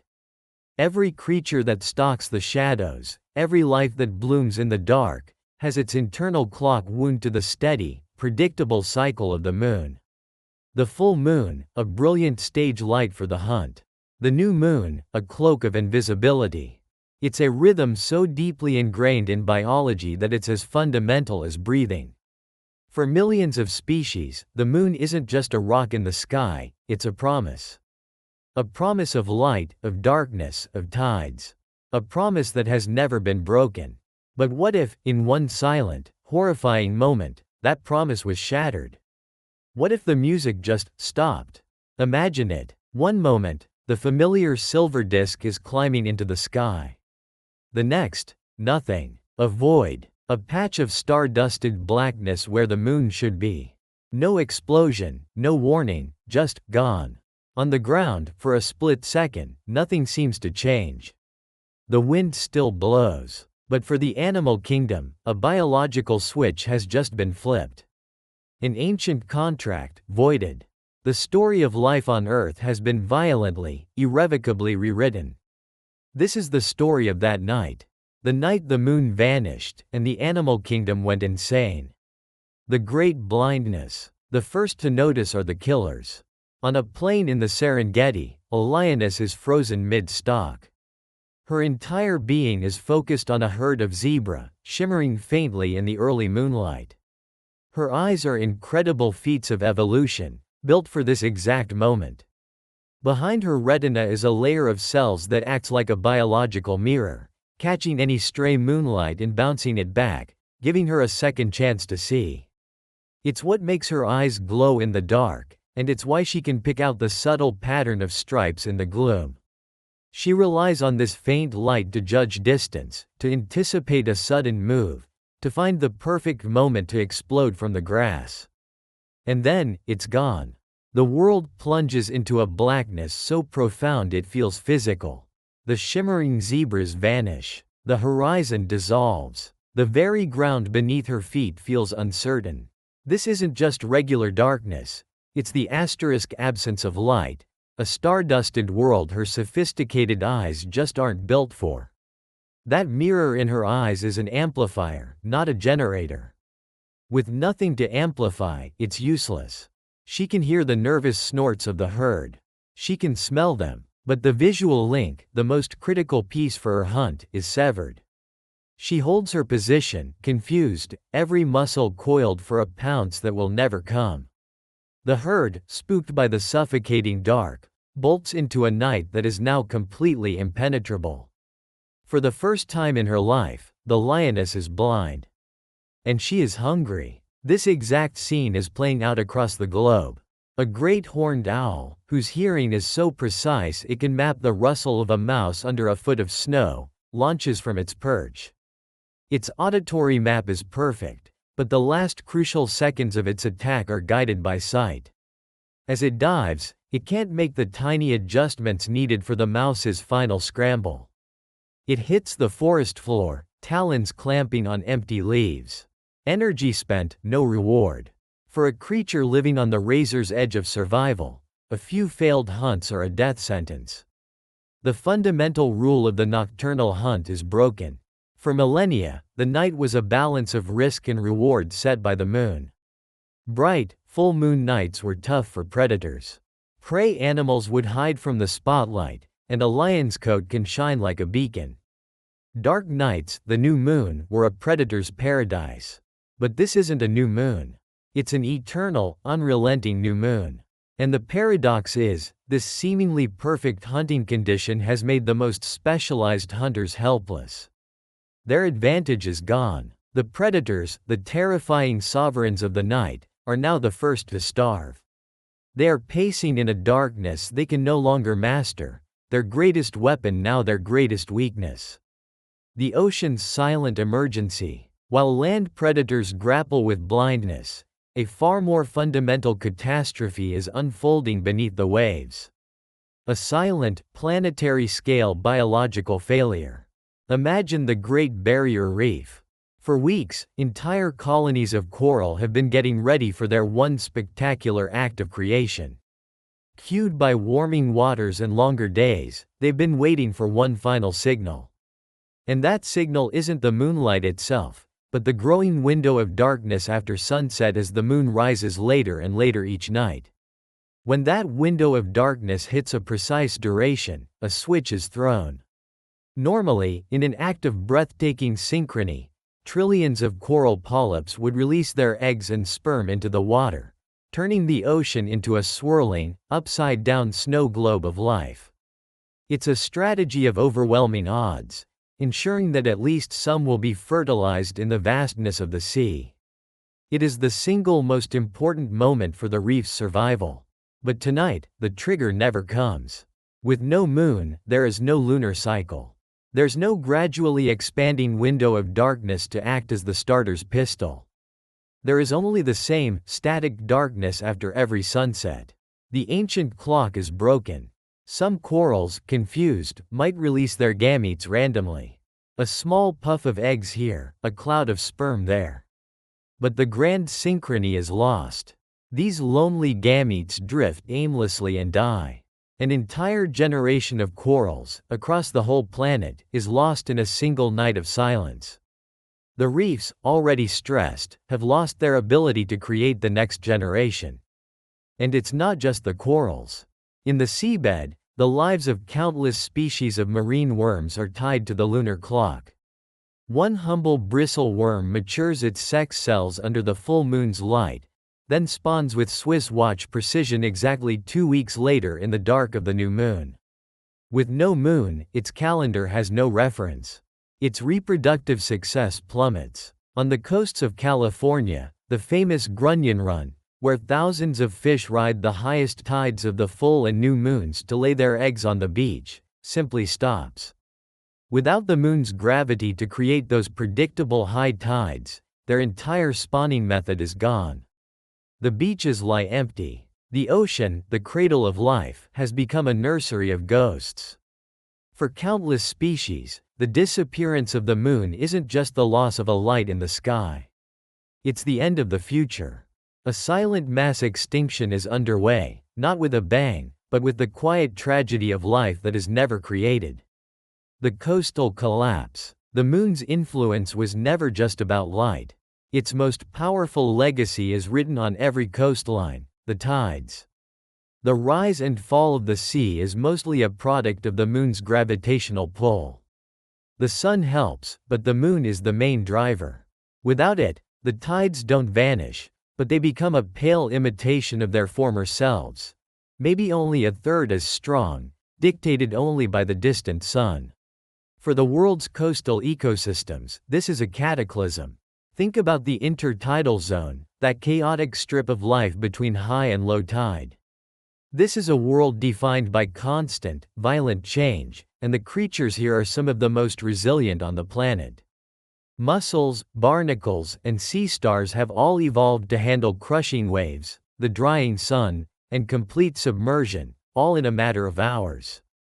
When the moon vanishes, their world is shattered. The high tide mark drops, and the low tide mark rises. The upper reaches of the old intertidal zone are now left permanently high and dry.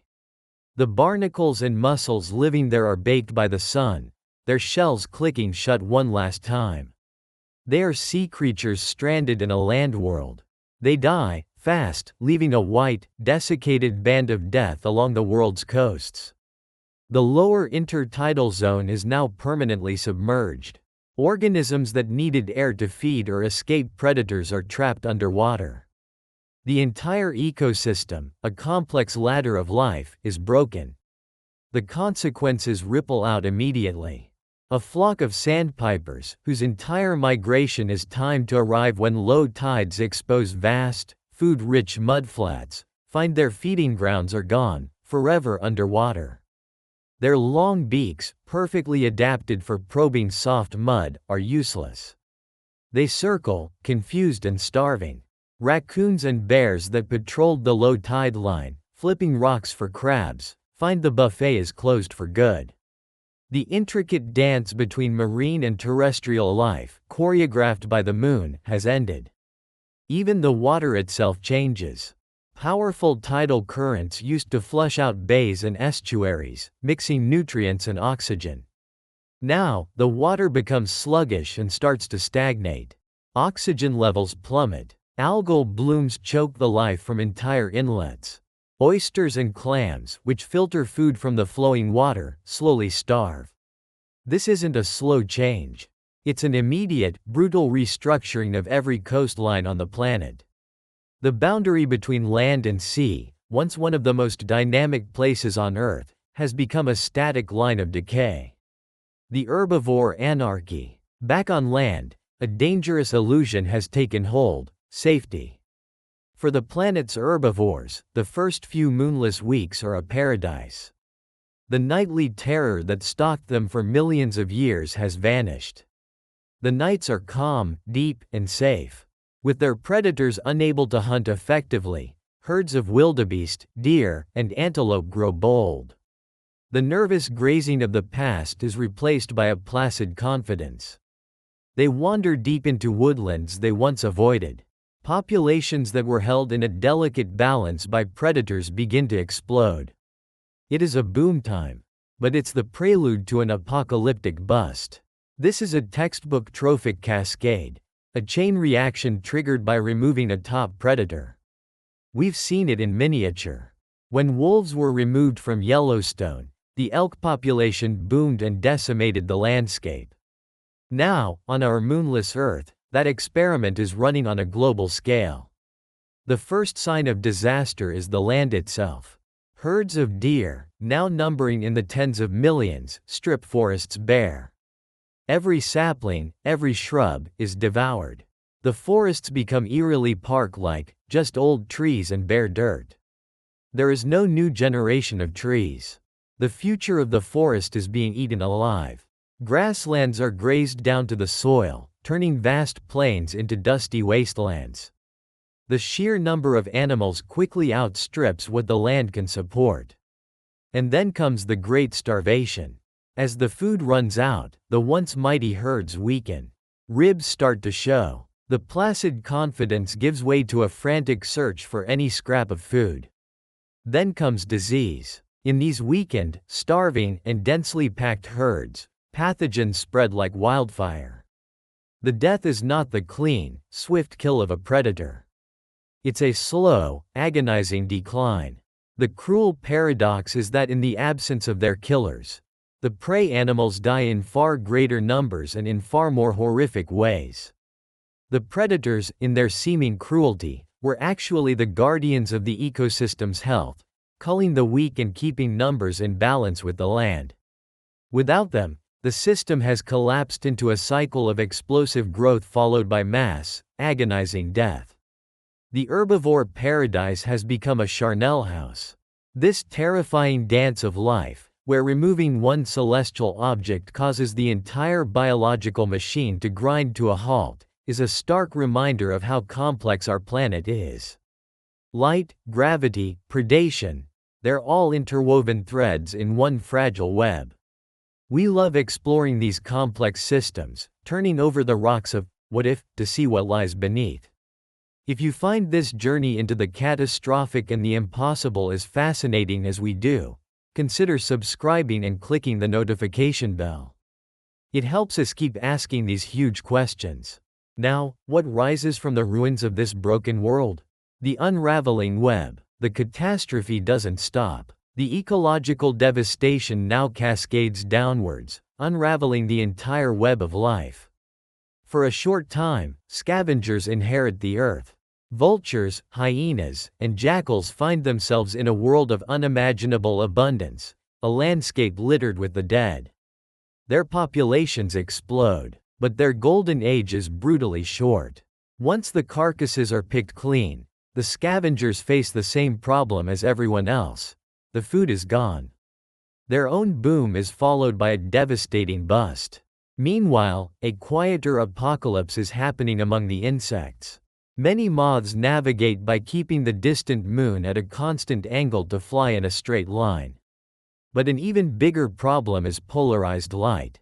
Many nocturnal insects, like the African dung beetle, don't just use the moon as a beacon.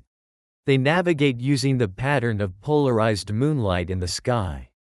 It's an invisible compass that lets them roll their precious balls of dung in a perfectly straight line, escaping the chaos around the dung pile.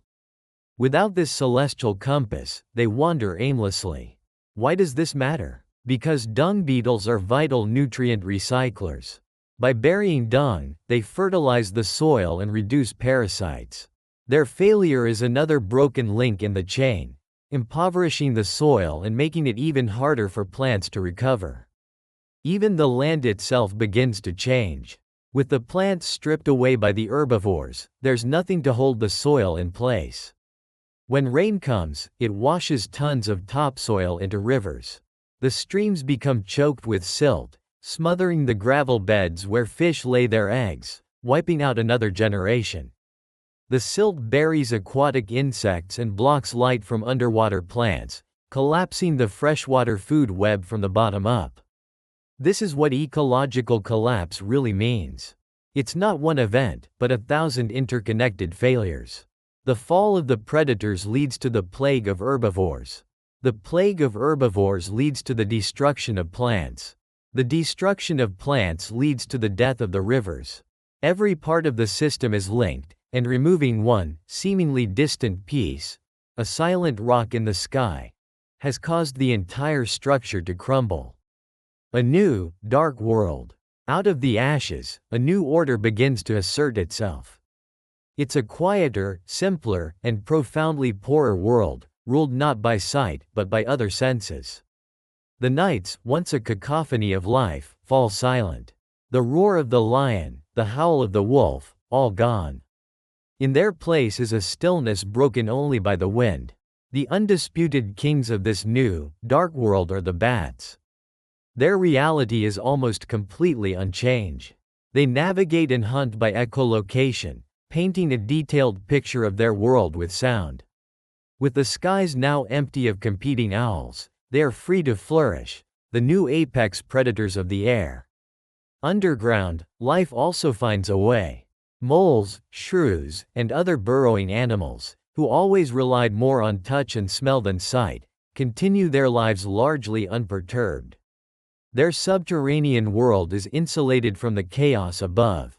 In the deepest parts of the ocean, far below where moonlight ever touched, the ecosystems are almost entirely unaffected. The bizarre creatures of the abyss, adapted to crushing pressure and absolute blackness, continue their slow, alien lives. They become unwitting archives of a world that existed before the Great Insanity. Some predators adapt, or die.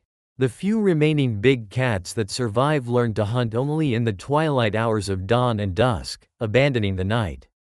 Snakes that hunt by sensing heat, like pit vipers, now have a distinct advantage. But these are the exceptions. For most species, the world has become a hostile, alien place. Life's vibrant diversity has been filtered through a brutal sieve. The planet's biodiversity is decimated. The rich tapestry of life has been reduced to a few, repeating threads. The world isn't dead, but it's a shadow of its former self. A silent ghost world, haunted by the memory of a light that will never return. The memory of light. We started with one impossible event. The moon vanished. From that single moment, we watched an entire world unravel. We saw predators blinded, oceans failed to reproduce, coastlines decay, and a devastating plague of starvation sweep across the continents. This journey illustrates a profound truth about our planet. Nothing exists in isolation. The health of a forest is tied to the gravity of a rock 239,000 miles away. The survival of a lion depends on the faint, reflected light of a distant star. The entire life cycle of a tiny worm is governed by a celestial clock. The world we've described is a dark and terrible place, but its horror highlights the terrible, beautiful balance that defines our own world.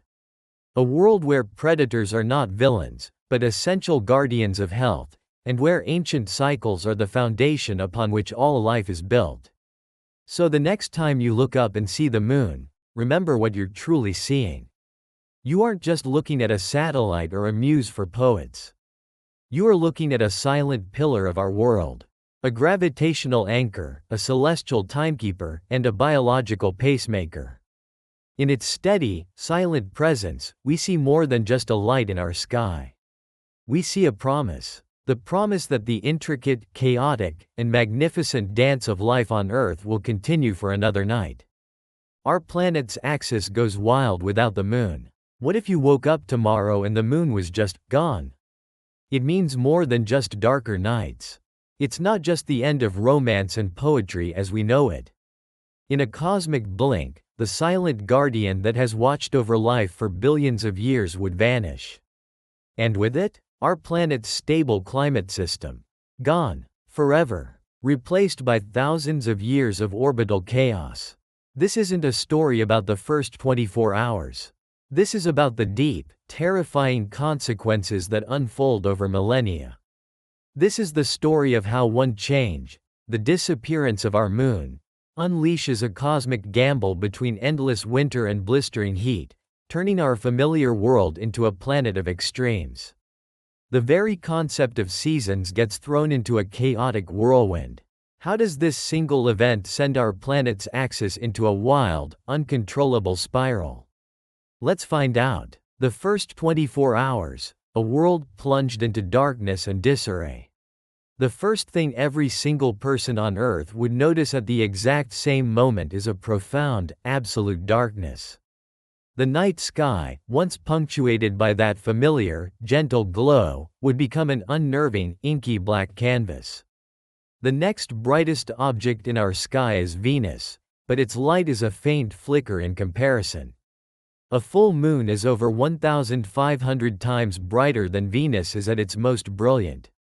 Suddenly, every single night, everywhere, would be a new moon night. That comforting silvery light that has guided nocturnal animals and human travelers for all of history would be extinguished. For nocturnal predators, this new, perpetual darkness would be a double-edged sword. Sure, it offers more cover, but it also makes spotting prey a huge challenge. Animals that rely on even the faintest moonlight to hunt would struggle. Prey animals might find safety at first, but this delicate balance wouldn't last. The entire nocturnal ecosystem, a world finely tuned to the lunar cycle, would be thrown into immediate confusion. But the darkness is only the beginning. The most dramatic physical change would be happening in our oceans. The moon's gravitational pull is the main driver of Earth's tides. Imagine the planet's water as a flexible shell. The moon constantly pulls on this shell, creating two bulges. One on the side of Earth facing the moon, and another on the opposite side. As the Earth rotates, these bulges move across the planet, causing the rhythmic rise and fall of the sea we call high and low tide. The moment the moon vanishes, that primary gravitational tug disappears. The Sun also has a tidal force, but it's only about a third as strong as the Moon's. So, tides wouldn't stop entirely, but they would be drastically reduced.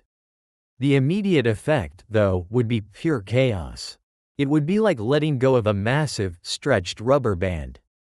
The sudden release of that immense gravitational pressure would send the world's oceans sloshing, generating catastrophic waves that would slam into coastlines around the globe as the water tries to redistribute itself. Coastal ecosystems, some of the most diverse on the planet, would face an immediate crisis. Creatures like crabs, mussels, and starfish, whose entire lives revolve around the intertidal zones created by the Moon's powerful tides, would be left stranded or washed away. The churning of nutrients that these strong tides provide, the very foundation of many marine food webs, would dramatically decrease. Within a single day, the rhythm of the oceans, a pulse that has beaten for billions of years, would be irrevocably weakened, signaling a catastrophic collapse for countless marine species. The first year, a faster, fiercer world. As the initial shockwaves settle, humanity would be grappling with perpetually dark nights and disrupted oceans. But a more subtle, yet profoundly impactful, change would be taking hold. The very length of our day would begin to shorten. For billions of years, the Moon has been a brake on our planet's rotation. The gravitational pull of the Moon on Earth's tidal bulges creates tidal friction, a drag that has gradually slowed our spin. Early in its history, a day on Earth may have been as short as 6 to 10 hours. It's the Moon's patient, persistent pull that has lengthened our day to the familiar 24 hours. Without the Moon, this braking system is gone. The Earth, free from this gravitational drag, would begin to rotate faster. The change wouldn't be instantaneous but cumulative. Over time, days would get progressively shorter.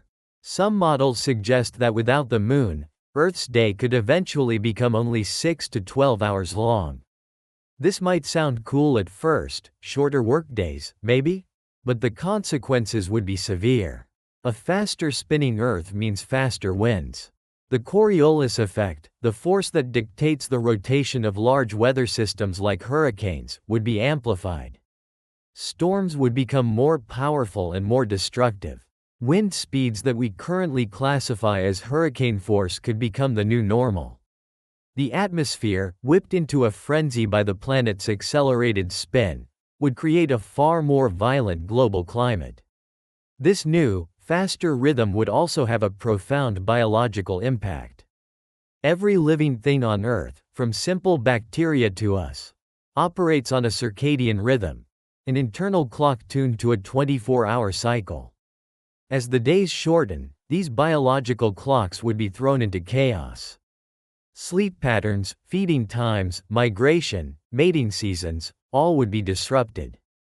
Imagine trying to function when your internal sense of a day is hours longer than the actual day.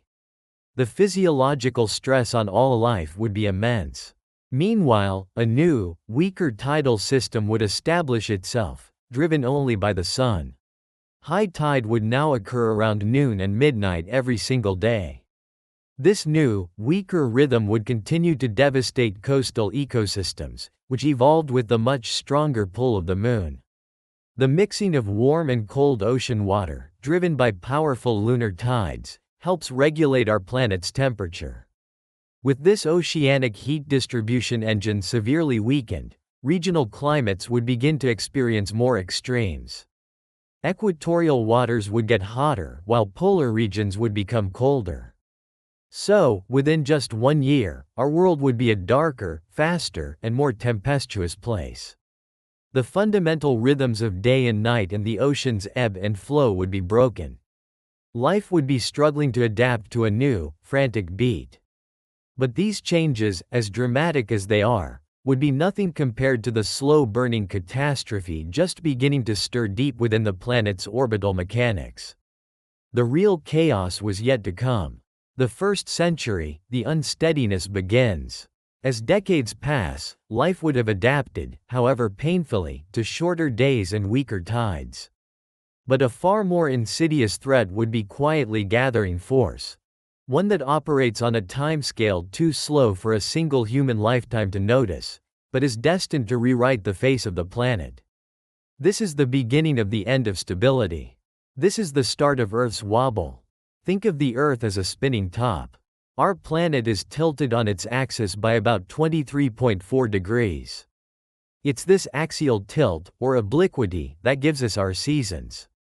For billions of years, this tilt has been held remarkably steady, thanks almost entirely to the Moon.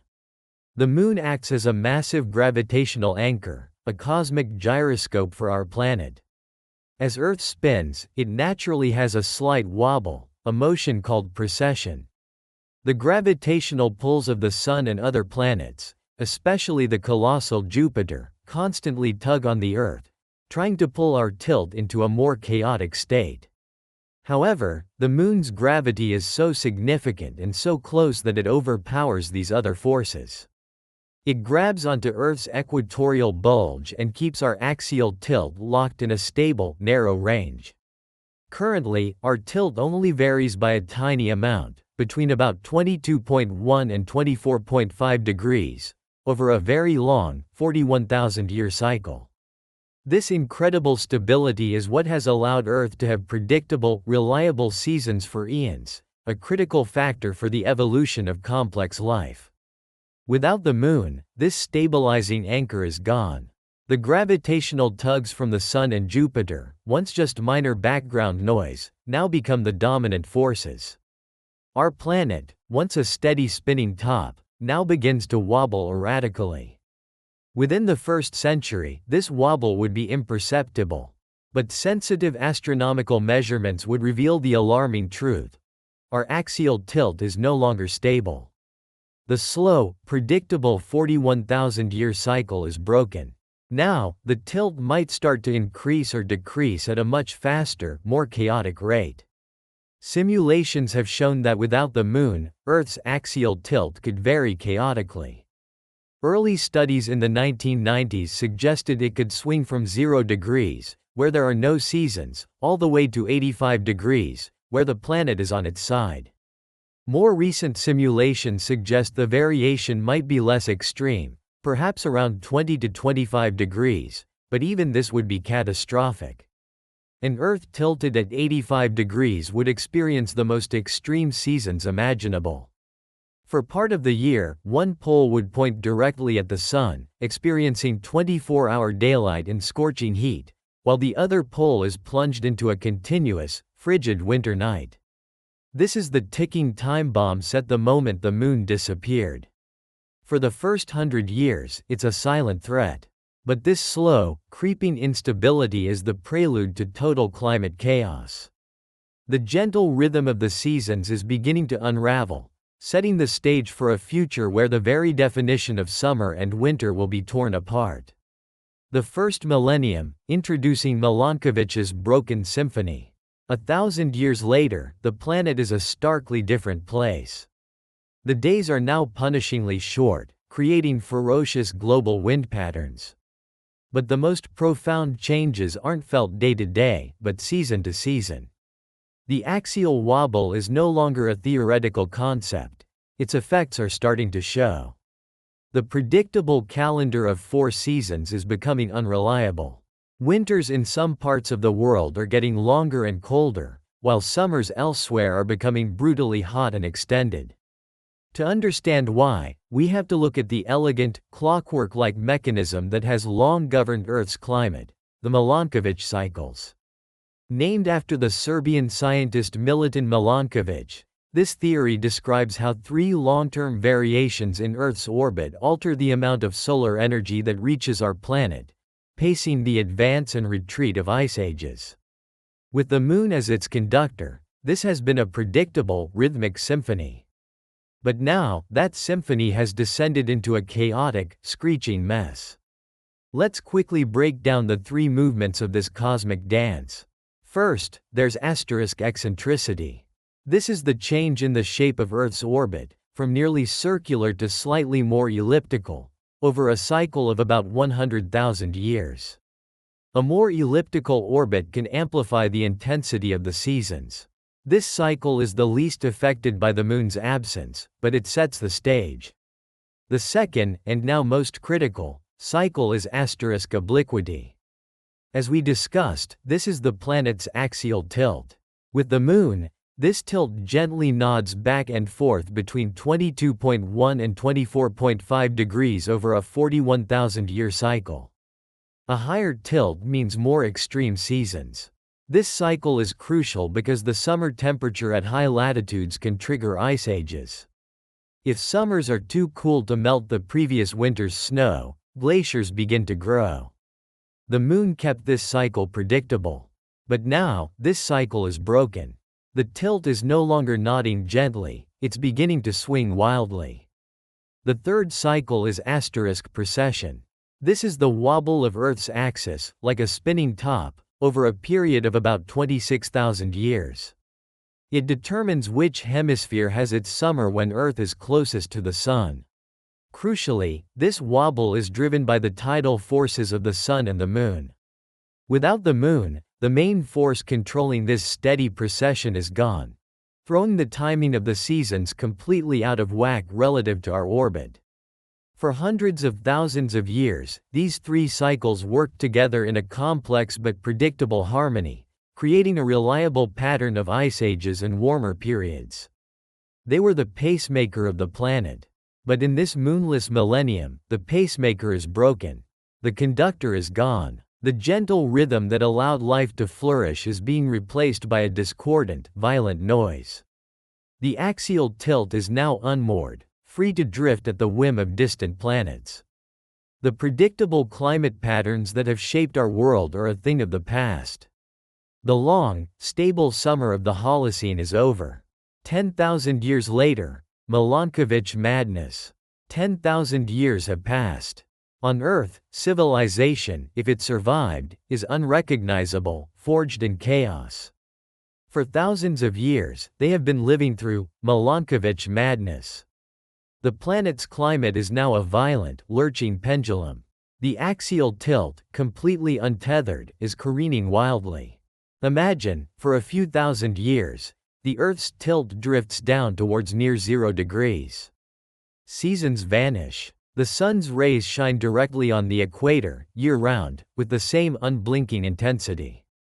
The equatorial regions become a permanent, scorching hot belt. Meanwhile, the poles, receiving only glancing sunlight, are plunged into a perpetual, deepening cold. Ice sheets, once confined to the poles, begin a relentless march outwards, with no summer sun to melt them. Glaciers might once again cover vast swaths of North America and Eurasia. But it wouldn't last. This is chaos. After a few millennia, the gravitational tug of Jupiter could send the axial tilt careening in the other direction.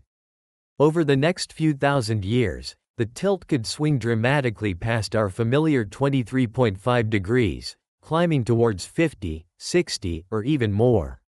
Now, the seasons return with a terrifying fury. At a high tilt, the poles are exposed to more direct summer sunlight than the equator ever was. The massive ice sheets that had built up would now face a relentless, months-long summer sun. The melting would be cataclysmic. Global sea levels would rise at an astonishing rate, not by millimeters per year, but by meters per decade. The summers in the high latitudes would be unimaginably hot, while the winters would be equally extreme, plunging the same regions into months of total darkness and abyssal cold. The temperature difference between summer and winter in places like Siberia could be over 100 degrees Celsius. And the cycle would keep going. A few thousand years of a near-upright axis building ice. A few thousand years of an extreme tilt, triggering catastrophic melts and scorching heat. It's pure climatic roulette. Our neighbor, Mars, gives us a chilling preview. Without a large moon to stabilize it, Mars's axial tilt has varied chaotically, with some studies suggesting it swings from nearly 0 to 60 degrees. Evidence suggests this has caused massive climate shifts. Our Earth, without its moon, would be condemned to a similar, or even more extreme, fate. 10,000 years without the moon has broken the Earth. It's no longer a nurturing cradle for life but a convulsive engine of climatic destruction. The ice ages don't come in slow, 100,000-year pulses anymore. They crash down in centuries and are then obliterated in a flash of heat. This isn't a cycle, it's a seizure. 100,000 years later, a world unrecognizable. 100,000 years. In our timeline, this is the span of a single glacial cycle. In the moonless timeline, it is an eternity of chaos. After 100,000 years of Milankovitch madness, the Earth is a ghost of its former self. The planet's axial tilt has likely swung from one extreme to another dozens of times. A tilt of 85 degrees is not an impossibility. Picture what this means. Earth is now essentially rotating on its side. The North Pole points almost directly at the Sun for half of the year, and the South Pole for the other half. The very notion of temperate and polar regions is gone. For 6 months, the entire Arctic Circle is bathed in 24-hour sunlight. Temperatures could rival those of a modern-day desert. Simultaneously, the southern hemisphere would be plunged into a 6-month-long night, a winter of unimaginable cold. Then, the roles would flip. The equator, in this sideways world, becomes a bizarre twilight zone. It might be one of the only places with a semblance of stability, but it would be a cold, dim stability, an eternal, chilly autumn. The biosphere would be utterly shattered. The rapid, extreme swings between hothouse and snowball states would have driven one of the greatest mass extinctions in the planet's history. Only the most adaptable or mobile species could have survived. Complex life, if it exists at all, might be forced into a perpetual, planet-spanning race to stay ahead of the scorching summers and killing winters. Human descendants, if they still exist, would likely be reduced to a scattered, nomadic existence. The planet's geology itself would bear the scars. The repeated growth and catastrophic melting of mile-thick ice sheets would have scoured continents down to bedrock. The furious winds of a faster spinning Earth would have created colossal dune seas. After 100,000 years, Earth is no longer our home. It has become an alien world, a testament to the profound importance of that silent guardian we lost. It serves as a terrifying lesson. A planet's habitability is not a given. It is often the result of a delicate, precarious balance. And without the moon, Earth's good fortune has run out. The planet isn't dead, but it's trapped in a state of eternal, violent upheaval, a world at war with its own orbit. This journey shows just how fragile our world's stability truly is. The silent bodies in our sky aren't just decorations, they are the architects of our environment. If you find these cosmic what-ifs as fascinating as we do, make sure to hit that like button. And for more explorations into the forces that shape our universe, don't forget to subscribe and ring that notification bell so you never miss an episode. The loss of our moon would unleash a catastrophic domino effect, from the immediate plunge into darkness to millennia of climatic convulsions. It begins with our tides and the length of our days. But the true cataclysm unfolds over deep time, as the stabilizing hand of the moon is removed and our planet's axis is left to the chaotic whims of the solar system. The predictable, life-sustaining rhythm of the Milankovitch cycles, the very pacemaker of our planet's long-term climate, shatters into a violent, unpredictable frenzy. Our planet would be thrown into a terrifying loop of extreme ice ages followed by blistering heat, its tilt swinging wildly. Life, if it could hold on at all, would be in a constant state of flux, forever adapting to a world where stability is a forgotten dream. The moon is more than just a light in the night sky. It is our anchor in the cosmic ocean. It is the quiet guardian that has held our world steady, allowing for the stable climate that nurtured the evolution of complex life, and eventually, us. Its presence is a profound stroke of cosmic good fortune. So the next time you look up at the moon, remember what you're really seeing. You're not just looking at a rock, you're looking at the protector of our world. And it leaves us with a final question. What other unseen, silent guardians are out there, holding our universe in a delicate, life-giving balance? Keep wondering. Our planet after the moon, how life survives. For 4.5 billion years, a silent partner has accompanied our world. It is a constant in the night sky, a cosmic anchor shaping the rhythm of life itself. We have watched it, written about it, and used its cycles to mark the passing of our own lives. But what if it was no longer there? Imagine waking up one morning to find that the one constant in our night sky has vanished. No warning, no event. Just a quiet, empty darkness where the moon used to be. In a world without a moon, the fundamental rules of nature are rewritten.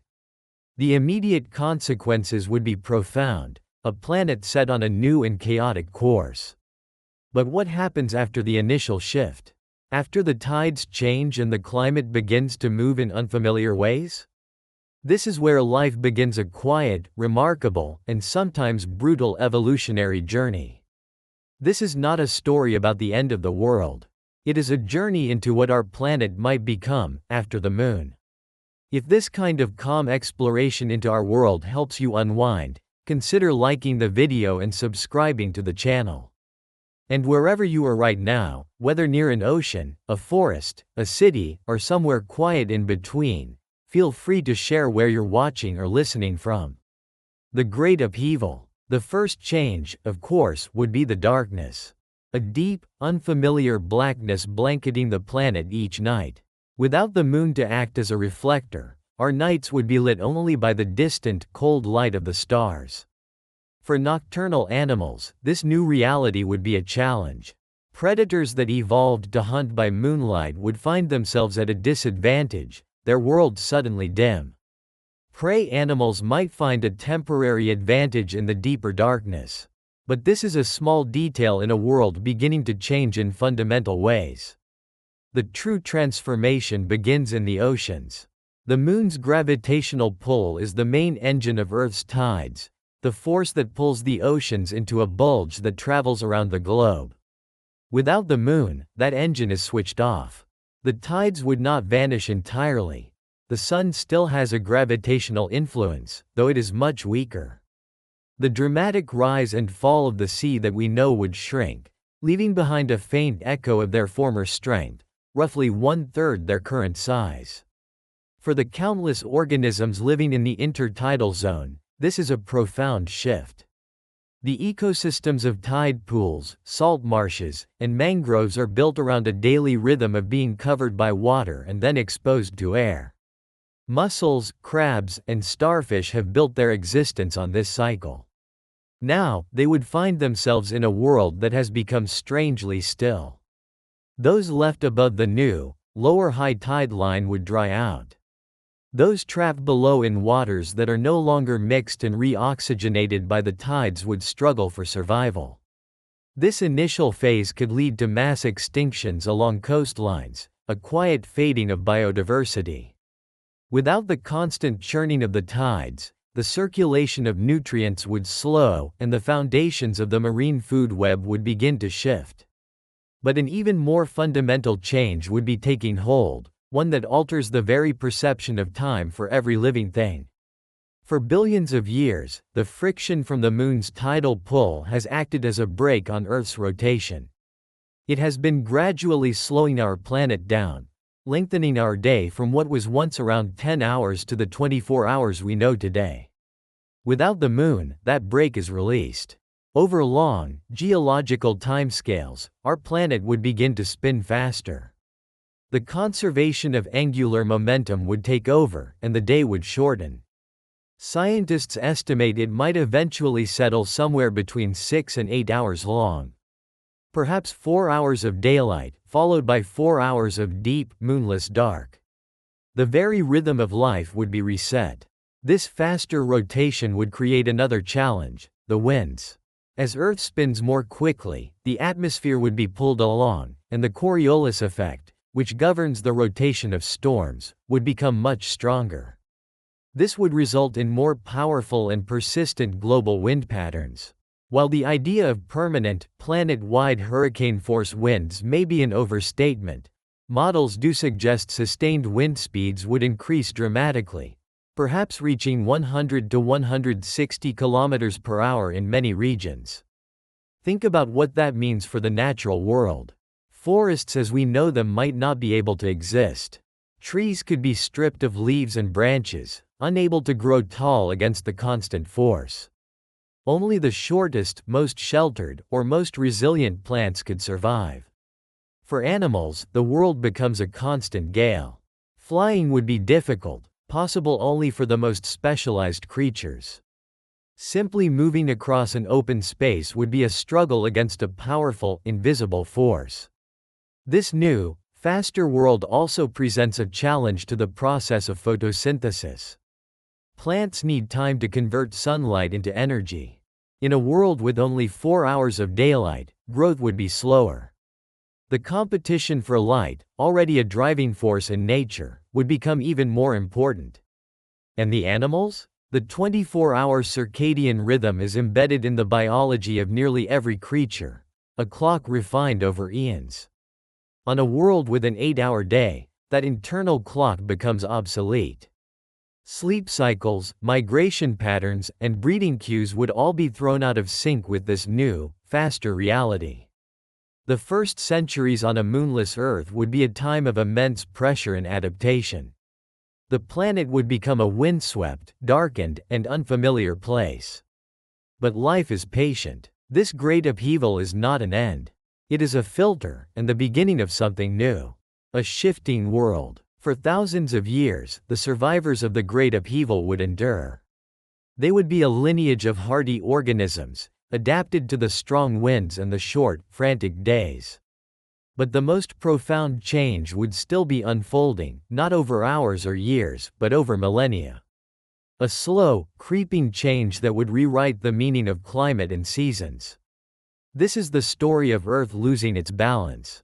Our planet spins on a tilted axis, currently stable at about 23.5 degrees relative to its orbit around the Sun. This tilt is what gives us our seasons. When one hemisphere is tilted toward the Sun, it experiences summer, while the other experiences winter. This gentle, predictable cycle has been the metronome for much of life's evolution. And the reason for this stability is the Moon. The Moon's gravitational pull acts like a steadying hand, holding Earth in place and preventing its tilt from wandering. It's similar to a spinning top. When it spins fast, it's stable, but as it slows, it begins to wobble. The Moon is the force that prevents Earth from wobbling too much. Without that steadying hand, Earth's axis would be adrift. It would become vulnerable to the subtle gravitational pulls of distant planets, especially the gas giant Jupiter. Over thousands and millions of years, the tilt would begin to wander. While some early models predicted wild swings from 0 to 85 degrees, more recent simulations suggest a scenario that is less dramatic, but just as transformative. They predict the tilt would likely vary by about 10 to 25 degrees from its current position. A change of just a few degrees is enough to trigger an ice age. A 10 or 20 degree swing would be a climatic catastrophe playing out in slow motion. Let's follow one cycle of this planetary wobble. As millennia pass, the tilt might decrease, slowly straightening until it is nearly zero. At this angle, seasons as we know them would disappear. The Sun would be perpetually overhead at the equator, creating a permanent, intensely hot belt that few complex organisms could tolerate. The poles, meanwhile, would be locked in an eternal, freezing twilight. The temperature difference between the equator and the poles would become extreme. The ice caps would expand, covering vast portions of the northern and southern continents. The world would be divided into bands of fire and ice. Then, slowly, the wobble would reverse. Over tens of thousands of more years, the axis would tilt again, swinging past our familiar 23.5 degrees to an extreme of perhaps 45 degrees. Now, the opposite situation unfolds. The seasons would become incredibly violent. Imagine a summer in the northern hemisphere. The North Pole would be angled so far toward the Sun that it could receive more direct solar energy than the equator does today. Temperatures in the Arctic might rise to scorching levels, well over 50 degrees Celsius. The northern ice sheets would melt rapidly, causing sea levels to rise and flood coastlines. At the same time, the southern hemisphere would be plunged into a deep, brutally cold winter lasting for half the year. Then, the roles would reverse. The Antarctic would face its own season of fire, while the North would enter a long, freezing night. For life on this planet, there would be no stability. The reliable patterns that govern migration, hibernation, and reproduction would be gone, replaced by a chaotic swing between extremes. These axial shifts would also disrupt the planet's system of heat distribution. Ocean currents, like the great conveyor belt that circulates warm water around the globe, are partly driven by stable temperature differences. With the planet's temperature zones now swinging wildly, these currents could slow down or become erratic. The mechanism that moderates our climate would break down, amplifying the extremes. The hot areas would become hotter and the cold areas colder. Rainfall patterns would be shattered. Some regions could face droughts lasting centuries, turning lush landscapes into dust. Others could experience relentless deluges. The very idea of a biome, a desert, a rainforest, a tundra, would become fluid. Over thousands of years, ecosystems would be forced into a state of perpetual migration, a slow march to stay ahead of the changing climate. This is the world long after the Moon. A planet of high speed, strong winds, and a slow, deep climatic instability. It is a world where the only constant is change, and the only rule is to adapt. Many species would fail this test. But for those that survive, this shifting world will not be an end. It will be the crucible for a new beginning. The crucible of life, adaptation and evolution. For life, the Moon's absence would be a relentless series of challenges. First the darkness and winds, then the long, slow chaos of the axial wobble. Each pressure would act as a filter, removing species that could not adapt. Earth's biodiversity would likely fall. But extinction clears the board. It leaves behind empty niches and evolutionary vacuums. In these spaces, life does not just recover, it reinvents itself. Thousands of years after the Great Upheaval, we enter an age of adaptation, the crucible in which a new and unfamiliar biology is forged. Let's look at the oceans first. The initial stagnation in coastal zones would give way to new ecosystems. The intertidal zone, once a place of vibrant diversity, would become a quieter, narrower band. The creatures that thrive here would no longer be adapted to the churning of tides, but to stability. Perhaps new kinds of algae would evolve to maximize photosynthesis during the short bursts of sunlight. Creatures that once used lunar cycles for reproduction would have been forced to find new cues. Corals, for example, often time their spawning to the phases of the Moon. Without it, many species would have vanished. But others might have adapted, syncing their cycles to the weaker solar tides, or to subtle shifts in water temperature. Life finds a way. The coral reefs of this new Earth might be less diverse, but they would survive, islands of life in a changed sea. In the open ocean, the food web would be restructured. With weaker currents, the nutrient-rich upwellings that fuel plankton blooms would be less reliable. Plankton, the base of the marine food chain, might evolve to be incredibly efficient, perhaps developing new pigments to capture energy from the fleeting sunlight.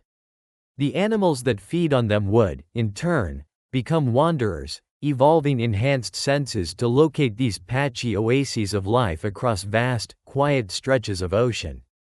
But the most striking transformations would likely happen on land, in the battle against the winds and the chaotic seasons. Plants, unable to move, would be on the front lines. The tall forests of our time would be a memory.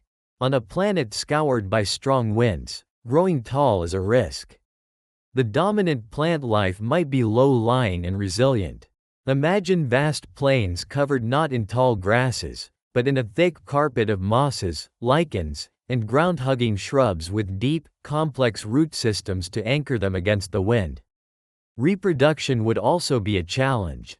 Pollination by wind would become a chaotic lottery. Perhaps plants would evolve to rely more on animal pollinators, or develop ways to self-pollinate, or spread through underground runners, creating vast colonies that are essentially one interconnected organism. In sheltered valleys or on the leeward side of mountains, a new kind of forest might emerge. Not of towering pines, but of what we could call fortress trees. They might be short and stout, with thick, gnarled trunks and dense, flexible wood, their branches intertwined for mutual support. They would look less like the trees we know and more like natural, living bunkers. And what of the animals? For many, the answer would be to go down.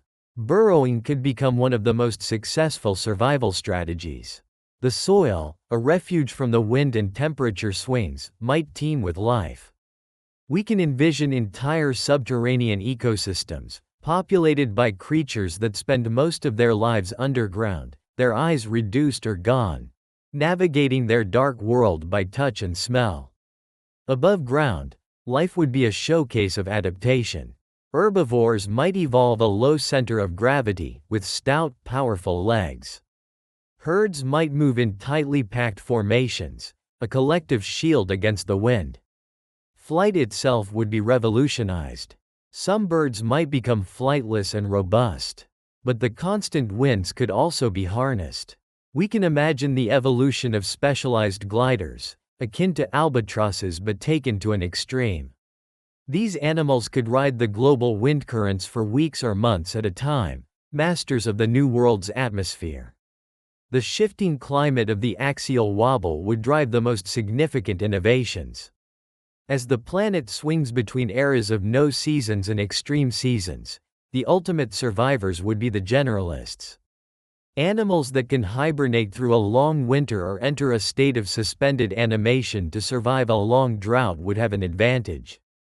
Perhaps the most successful adaptation would be what biologists call phenotypic plasticity, the ability of one organism to change its body or behavior in response to its environment. Imagine a creature that, in a hot era, grows long limbs to dissipate heat, but whose descendants, born into an ice age, develop thick fur and a compact body to conserve it. This is not just evolution over generations, it is adaptation within a lifetime. And humanity? If we survived the initial upheaval, our civilization would be transformed. We would likely become a species of burrowers, our cities built underground or inside mountains, entirely dependent on technology.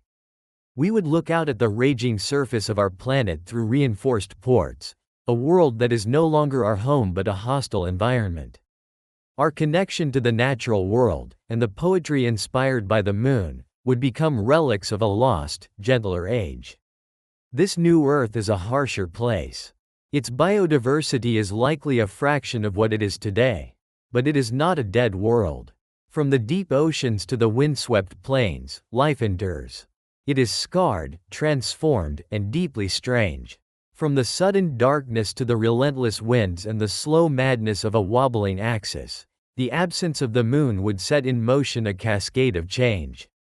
The planet we know, a world of predictable seasons, tides, and a stable 24-hour day, would be gone, replaced by something faster, wilder, and more extreme. The initial chaos would have been a filter, pushing many species into extinction. The oceans would have grown quiet. The land would have become a battleground against wind and a chaotic climate. It would be a difficult planet, a place where survival is a constant struggle. And yet, it would not be a dead planet. The story of life is one of resilience. It has survived asteroid impacts and ice ages. It has always found a way back from the edge. A moonless Earth, as alien as it would be, is another challenge. The survivors would be masters of adaptation. They would be the fortress plants clinging to the ground, the burrowing creatures finding safety in the earth, the great gliders turning the planet's fury to their advantage. Life would persist. It would be a different kind of life, weirder, tougher, and forged in a more intense crucible than the one that shaped us. The planet would be less a garden and more a fortress. But it would be alive. Its new, strange heart would beat to a faster rhythm, dictated by wind and chaos, not the gentle pull of a lost companion. The story of our planet after the moon is a humbling thought experiment. It shows that the Earth we know is not a given. It is the product of a delicate celestial partnership. The stability of our climate, the rhythm of our oceans, the length of our day, all are connected to our silent neighbor. It is a reminder that we exist in a state of extraordinary balance, so fragile that removing a single piece would change everything. The next time you look up at that familiar, silvery orb, remember its unseen power. It is not just a light or a rock. It is the anchor that holds our world in place. If this journey into a world without a moon sparked your curiosity, be sure to subscribe and hit the notification bell for more explorations into the biggest what-ifs of our universe. And let us know in the comments, what kind of life do you think would thrive on a windswept, moonless Earth? The day we lost the moon in our minds. Go ahead and look for it. You can see it right now, even in the middle of the day. Sometimes it's a faint ghost against the blue, other times a brilliant lamp in the dark. It's just always there. A silent companion on our planet's long trip through space. For 4.5 billion years, it's been our anchor and our mirror. But what if, tonight, you looked up, and it was just gone? No bang, no warning. Just an empty patch of sky where the moon should be. The silence that follows is deeper than any sound you've ever heard. In that quiet, we'd lose a lot more than just a rock. We'd lose our tides. We'd lose the stability of our entire world. And then, piece by piece, we'd start to lose our minds. This isn't just a story about physics. It's a story about the dark, quiet universe it would leave behind, and how fragile we really are when faced with true cosmic loneliness. Okay, let's be clear. This is a thought experiment. As of right now, the moon is securely in its orbit, drifting away from us at the incredibly slow pace of about 1.5 inches every year. But our imagination is a powerful thing. It lets us run wild simulations to better understand what we have. So, let's press the imaginary button. The moon, in an instant, simply vanishes. It doesn't explode, it just stops existing. At first, no one would believe it. Amateur astronomers would flood online forums with panicked messages. Major observatories would run frantic diagnostics, assuming their multi-million-dollar equipment had failed. But you can't hide a hole in the sky. Within an hour, every news network, every government, and every person with a window would be staring at the same impossible truth. The night would just feel wrong. A deep, star-filled, but fundamentally hollow blackness. We're going on a speculative journey here, grounded in science but reaching deep into the human psyche. We'll explore the immediate, catastrophic physical changes, the domino effect of ecological collapse, and the slow, creeping dread that would rewrite our societies and our very sanity. We'll follow the story through the eyes of a few, to understand what might happen to us all. An astronomer whose life's work becomes an obituary. A fisherman whose livelihood is erased by a silent sea. And a psychologist who has to chart the map of a new, global psychosis. This is the story of the day humanity became untethered. The immediate aftermath, the first 72 hours. The first thing you'd notice is the dark. Not just regular dark, but a deep, inky blackness most city dwellers have never experienced. The full moon is so overwhelmingly bright that it totally dominates the night sky. Without it, the starlight that's always been there would suddenly seem shockingly brilliant, but it's a cold, distant glitter that offers zero comfort. That first night, power grids would start to flicker as a panicked world turns on every single light, a futile attempt to push back the suffocating darkness. For Dr. Aris Thorne, an astrophysicist in a remote Chilean observatory, the moment isn't panic. It's a chilling, silent disbelief. He's calibrating an instrument pointed right at the moon. 1 second, his screen is full of data from reflected sunlight off gray rock. The next, it's a flat line, just the faint hiss of deep space. He reboots the system. He checks the coordinates. Then he walks outside, looks up, and the empty space in the sky feels like a physical blow. The nocturnal creatures of the Atacama Desert are silent. The whole world seems to be holding its breath. Thousands of miles away, on the coast of Maine, a fisherman named Elias gets ready for the morning high tide, a rhythm he knows better than his own heartbeat. Except the tide never comes. The ocean, which should be swelling by several feet, just offers a weak, pathetic lap against the docks. The great engine of the tides has been crippled. What Elias is seeing is the first huge physical consequence. The moon is the main driver of Earth's tides. The sun has a pull too, but its tidal force is less than half as strong as the moon's. So the tides wouldn't disappear, but they'd be slashed to a fraction of their former power. The planet's oceans would suddenly become sluggish, their daily deep breath reduced to a shallow pant. And this isn't just a problem for sailors. Tides are the planet's circulatory system, mixing water and oxygen, and they are the lifeblood of intertidal zones. Within hours, countless organisms that depend on this daily cycle, mussels, barnacles, crabs, snails, would start to die. It's the opening act of an ecological collapse. By the second night, the psychological toll would set in. It starts with sleep, or the lack of it. For millennia, our biology has been subtly tied to the lunar cycle. While it's a debated topic, some research, including a notable 2021 study, suggests our sleep patterns still oscillate with the 29.5-day lunar cycle. This is likely an evolutionary leftover from when brighter nights meant it was safer to be active. With the moon gone, our internal clocks are thrown into chaos. Dr. Lena Hansen, a clinical psychologist in London, is swamped with calls. People everywhere report a strange, constant anxiety, an unnerving sleeplessness, a feeling of being watched by the empty space. This isn't about the old myth of lunacy, which has been largely debunked. There's no solid evidence the moon's phases directly control our moods. But the asterisk absence of the moon? That's a completely different trigger. It's a profound break in the oldest pattern humanity has ever known. The sky, our ancestral calendar, is broken. The result isn't immediate madness. It's a low, humming, global anxiety.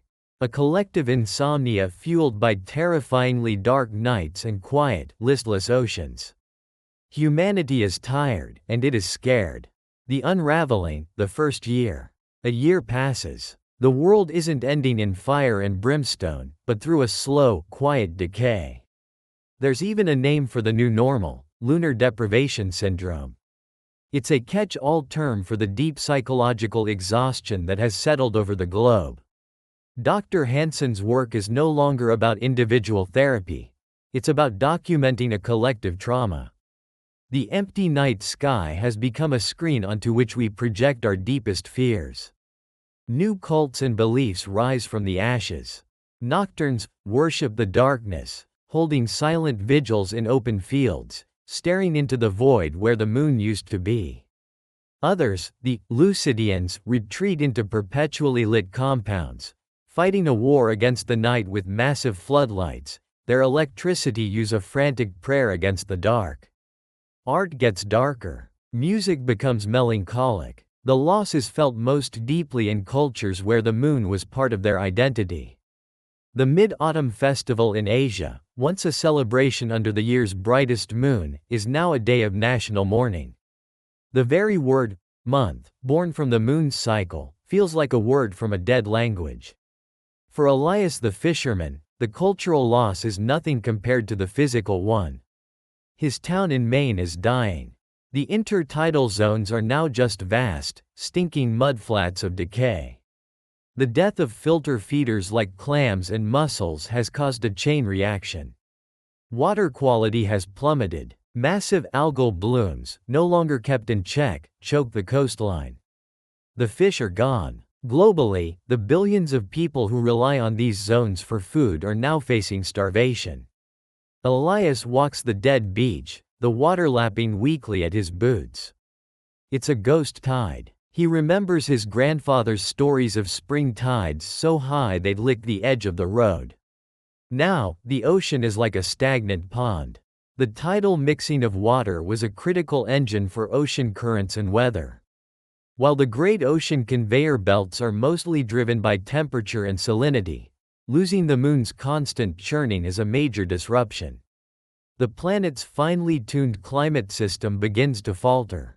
Weather patterns get weird. Coastal fogs linger for days. Some places get bizarre temperature swings. Back in Chile, Dr. Aris Thorne has become the world's leading expert on nothing. He is the chronicler of the void. His job now is to watch for the next, even bigger shoe to drop. The moon, he explains in grim global broadcasts, was our planet's bodyguard. It was our gravitational anchor. The Earth spins on a tilt of about 23.4 degrees, which is what gives us our seasons. That stability is a gift from the moon. Its gravity acts like a gyroscope, stopping Earth from wobbling all over the place. Planets without big moons, like Mars, have axial tilts that swing chaotically over millions of years. Aris's supercomputer models all show the same terrifying result. Without the moon, Earth's tilt is no longer stable. The wobble has begun. It won't happen overnight, but it's now inevitable. He tries to explain it to a world already drowning in fear. Imagine a spinning top, he says, his voice weary. The moon was the gentle hand keeping it steady. That hand is gone. The top has started to wobble. Over decades, then centuries, that wobble will get worse. The implications are mind-boggling. In Earth's past, orbital variations, including small shifts in tilt, were one of several factors contributing to ice ages. But these new models predict swings of 10, 20, even up to 45 degrees over millennia. This is the end of seasons as we know them. The North Pole could drift to where the equator is now. London could get 6 months of total darkness followed by 6 months of blistering sun. This isn't just climate change, it's climate chaos. The first year without the moon ends not with a bang, but with a shared, global understanding. Our world has a terminal diagnosis, and we are powerless to stop it. The new reality, a decade later. 10 years on, an entire generation of children has been born who have never seen the moon. To them, the stories of a great silver orb in the sky are just myths, like Atlantis. The psychological scars on humanity are now permanent, woven into the fabric of a fractured new world.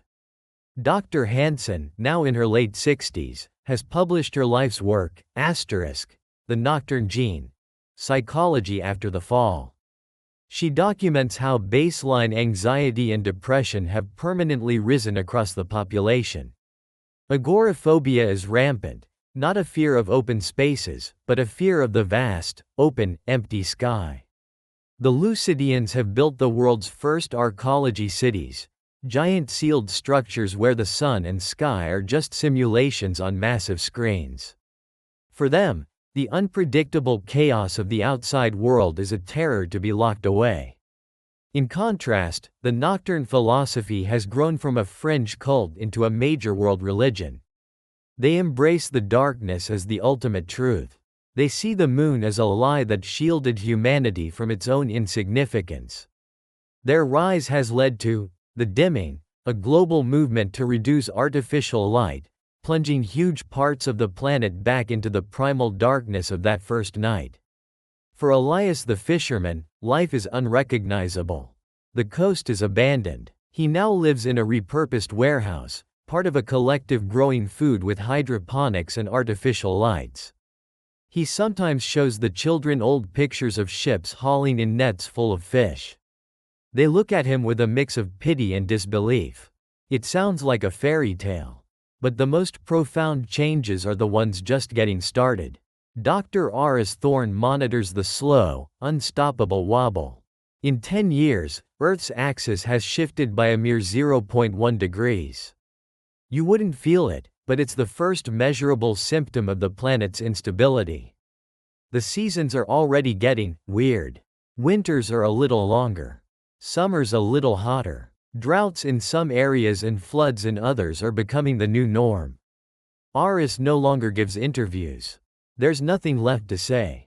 His work is now for the archives, a final message in a bottle from a dying world. The dream of space exploration is dead. The moon was always meant to be our first step, a practice ground for missions to Mars and beyond. Without it, the cost of escaping Earth's gravity for deep space missions is just too high for a civilization barely holding itself together. We are officially marooned on our deteriorating planet. The frantic energy of the first year has faded into a deep, weary resignation. The great question is no longer, how do we fix this? But, how do we live with the end? Humanity has adapted, but it's a diminished, fearful version of itself. We are a species living in the shadow of a memory of a light in the sky. Years blur into decades. The children of the moonless world have children of their own. Elias, now an old man, sits with his granddaughter, a girl who has only ever known the purple glow of grow lights. He tries to describe the moon. It wasn't like the lamps, he says. It didn't chase the shadows away. It softened them. It made the darkness feel gentle. It pulled the entire ocean up to the shore to say hello, twice a day, every single day. The girl looks at him, confused. The concept of a tide is as alien to her as the idea of a god who could pull it. The ocean is just a dead, flat thing from old videos. The night is a time of absolute black. A time to be inside, safe from the emptiness. The connection is broken. So what was the moon? It was the stabilizer for our planet, the engine of our oceans, the silent conductor of life's rhythms. But it was more than that. It was the first calendar, the keeper of secrets, the muse for myths and poems and dreams. It was the one thing in the sky that connected every human who ever lived. Losing it didn't just break our world, it broke us. It shattered our sense of security and revealed just how fragile our existence really is. A delicate balance that depends on a celestial dance we have no control over. We were left alone in a quiet, dark universe that no longer felt like a home. So tonight, if you get the chance, step outside. Look up. See that silent, pockmarked sphere hanging in the void. And don't just see a rock. See the anchor that keeps our world stable. See the engine that stirs the oceans. See the metronome that has set the rhythm for life itself for billions of years. In a very real way, it's a part of us. We would be lost without it. If this thought experiment gave you a new appreciation for our cosmic neighbor, consider subscribing for more deep dives into the biggest what-ifs in science. We're endlessly fascinated by the delicate balance of our universe, and we want to hear from you.